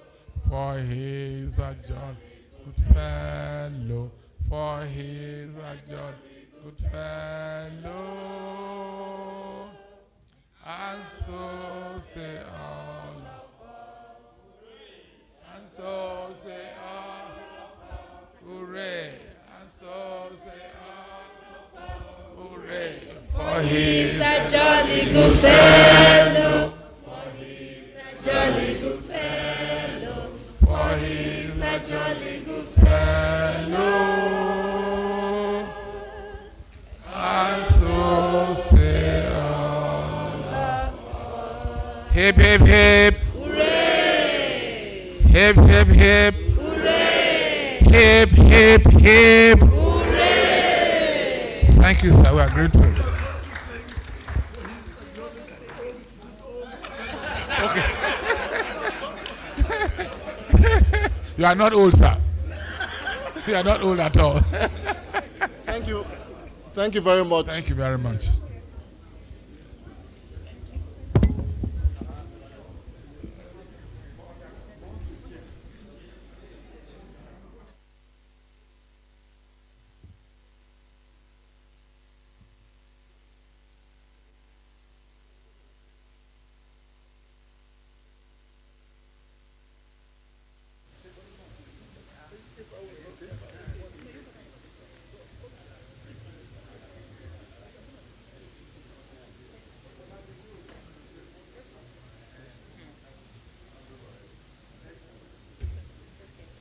Thank you very much.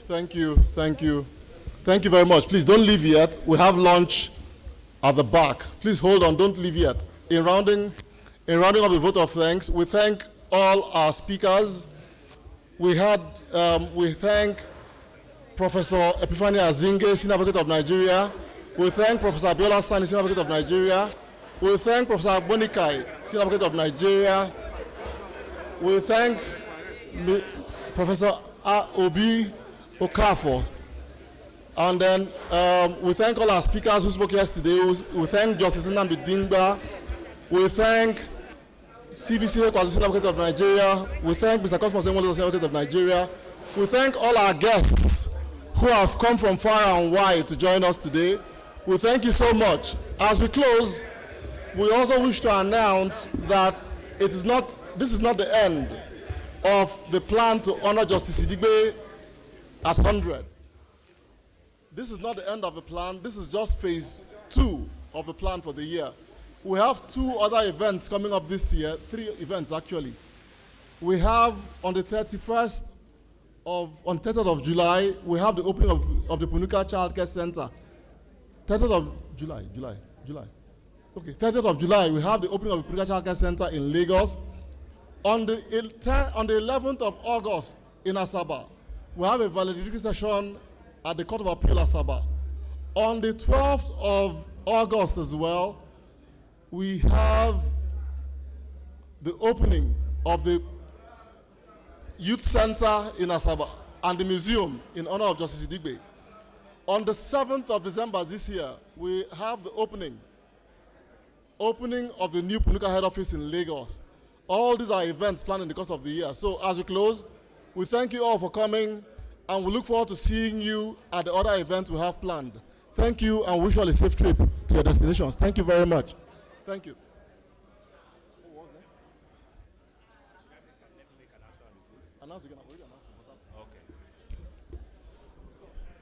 Distinguished ladies and gentlemen, that brings this event to an end. Lunch is served.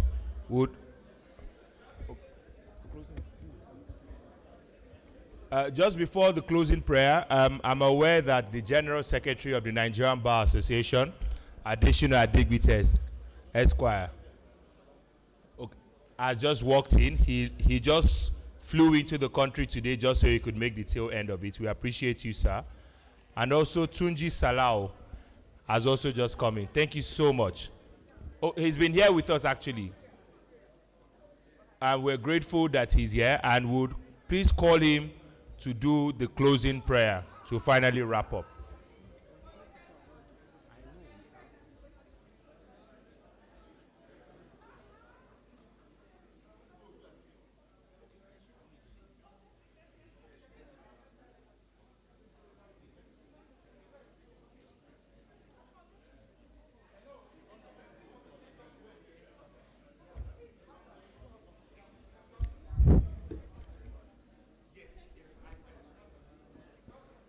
May we please have silence for the closing prayer.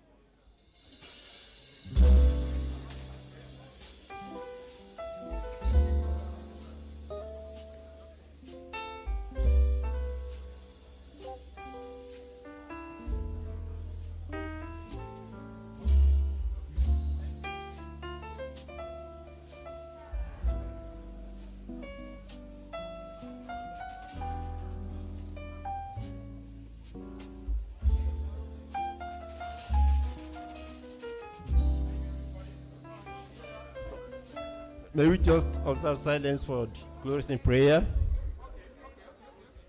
God Almighty, we thank you. We give you gratitude for the success of this occasion in honor of one of your precious creation, the late Honorable Justice Idigbe. We thank God for his life and his legacies.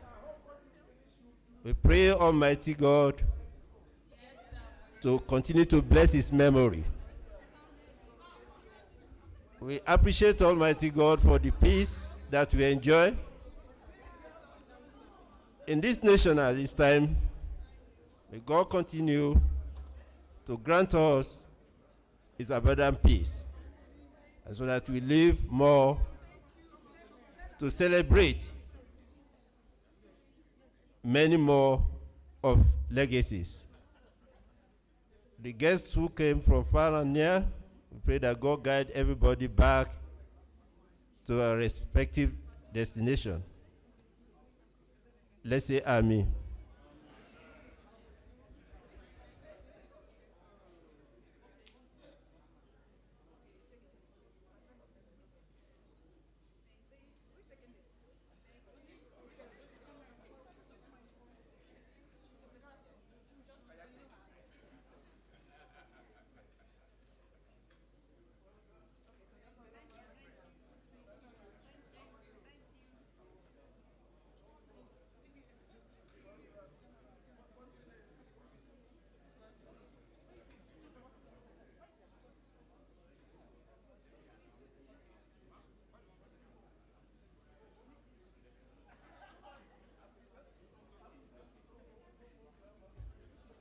Lunch is served. The high table will please go first, and then the rest of us will be directed by the ushers. Thank you very much. My name remains Imobonuvi Majimite. Have a good afternoon.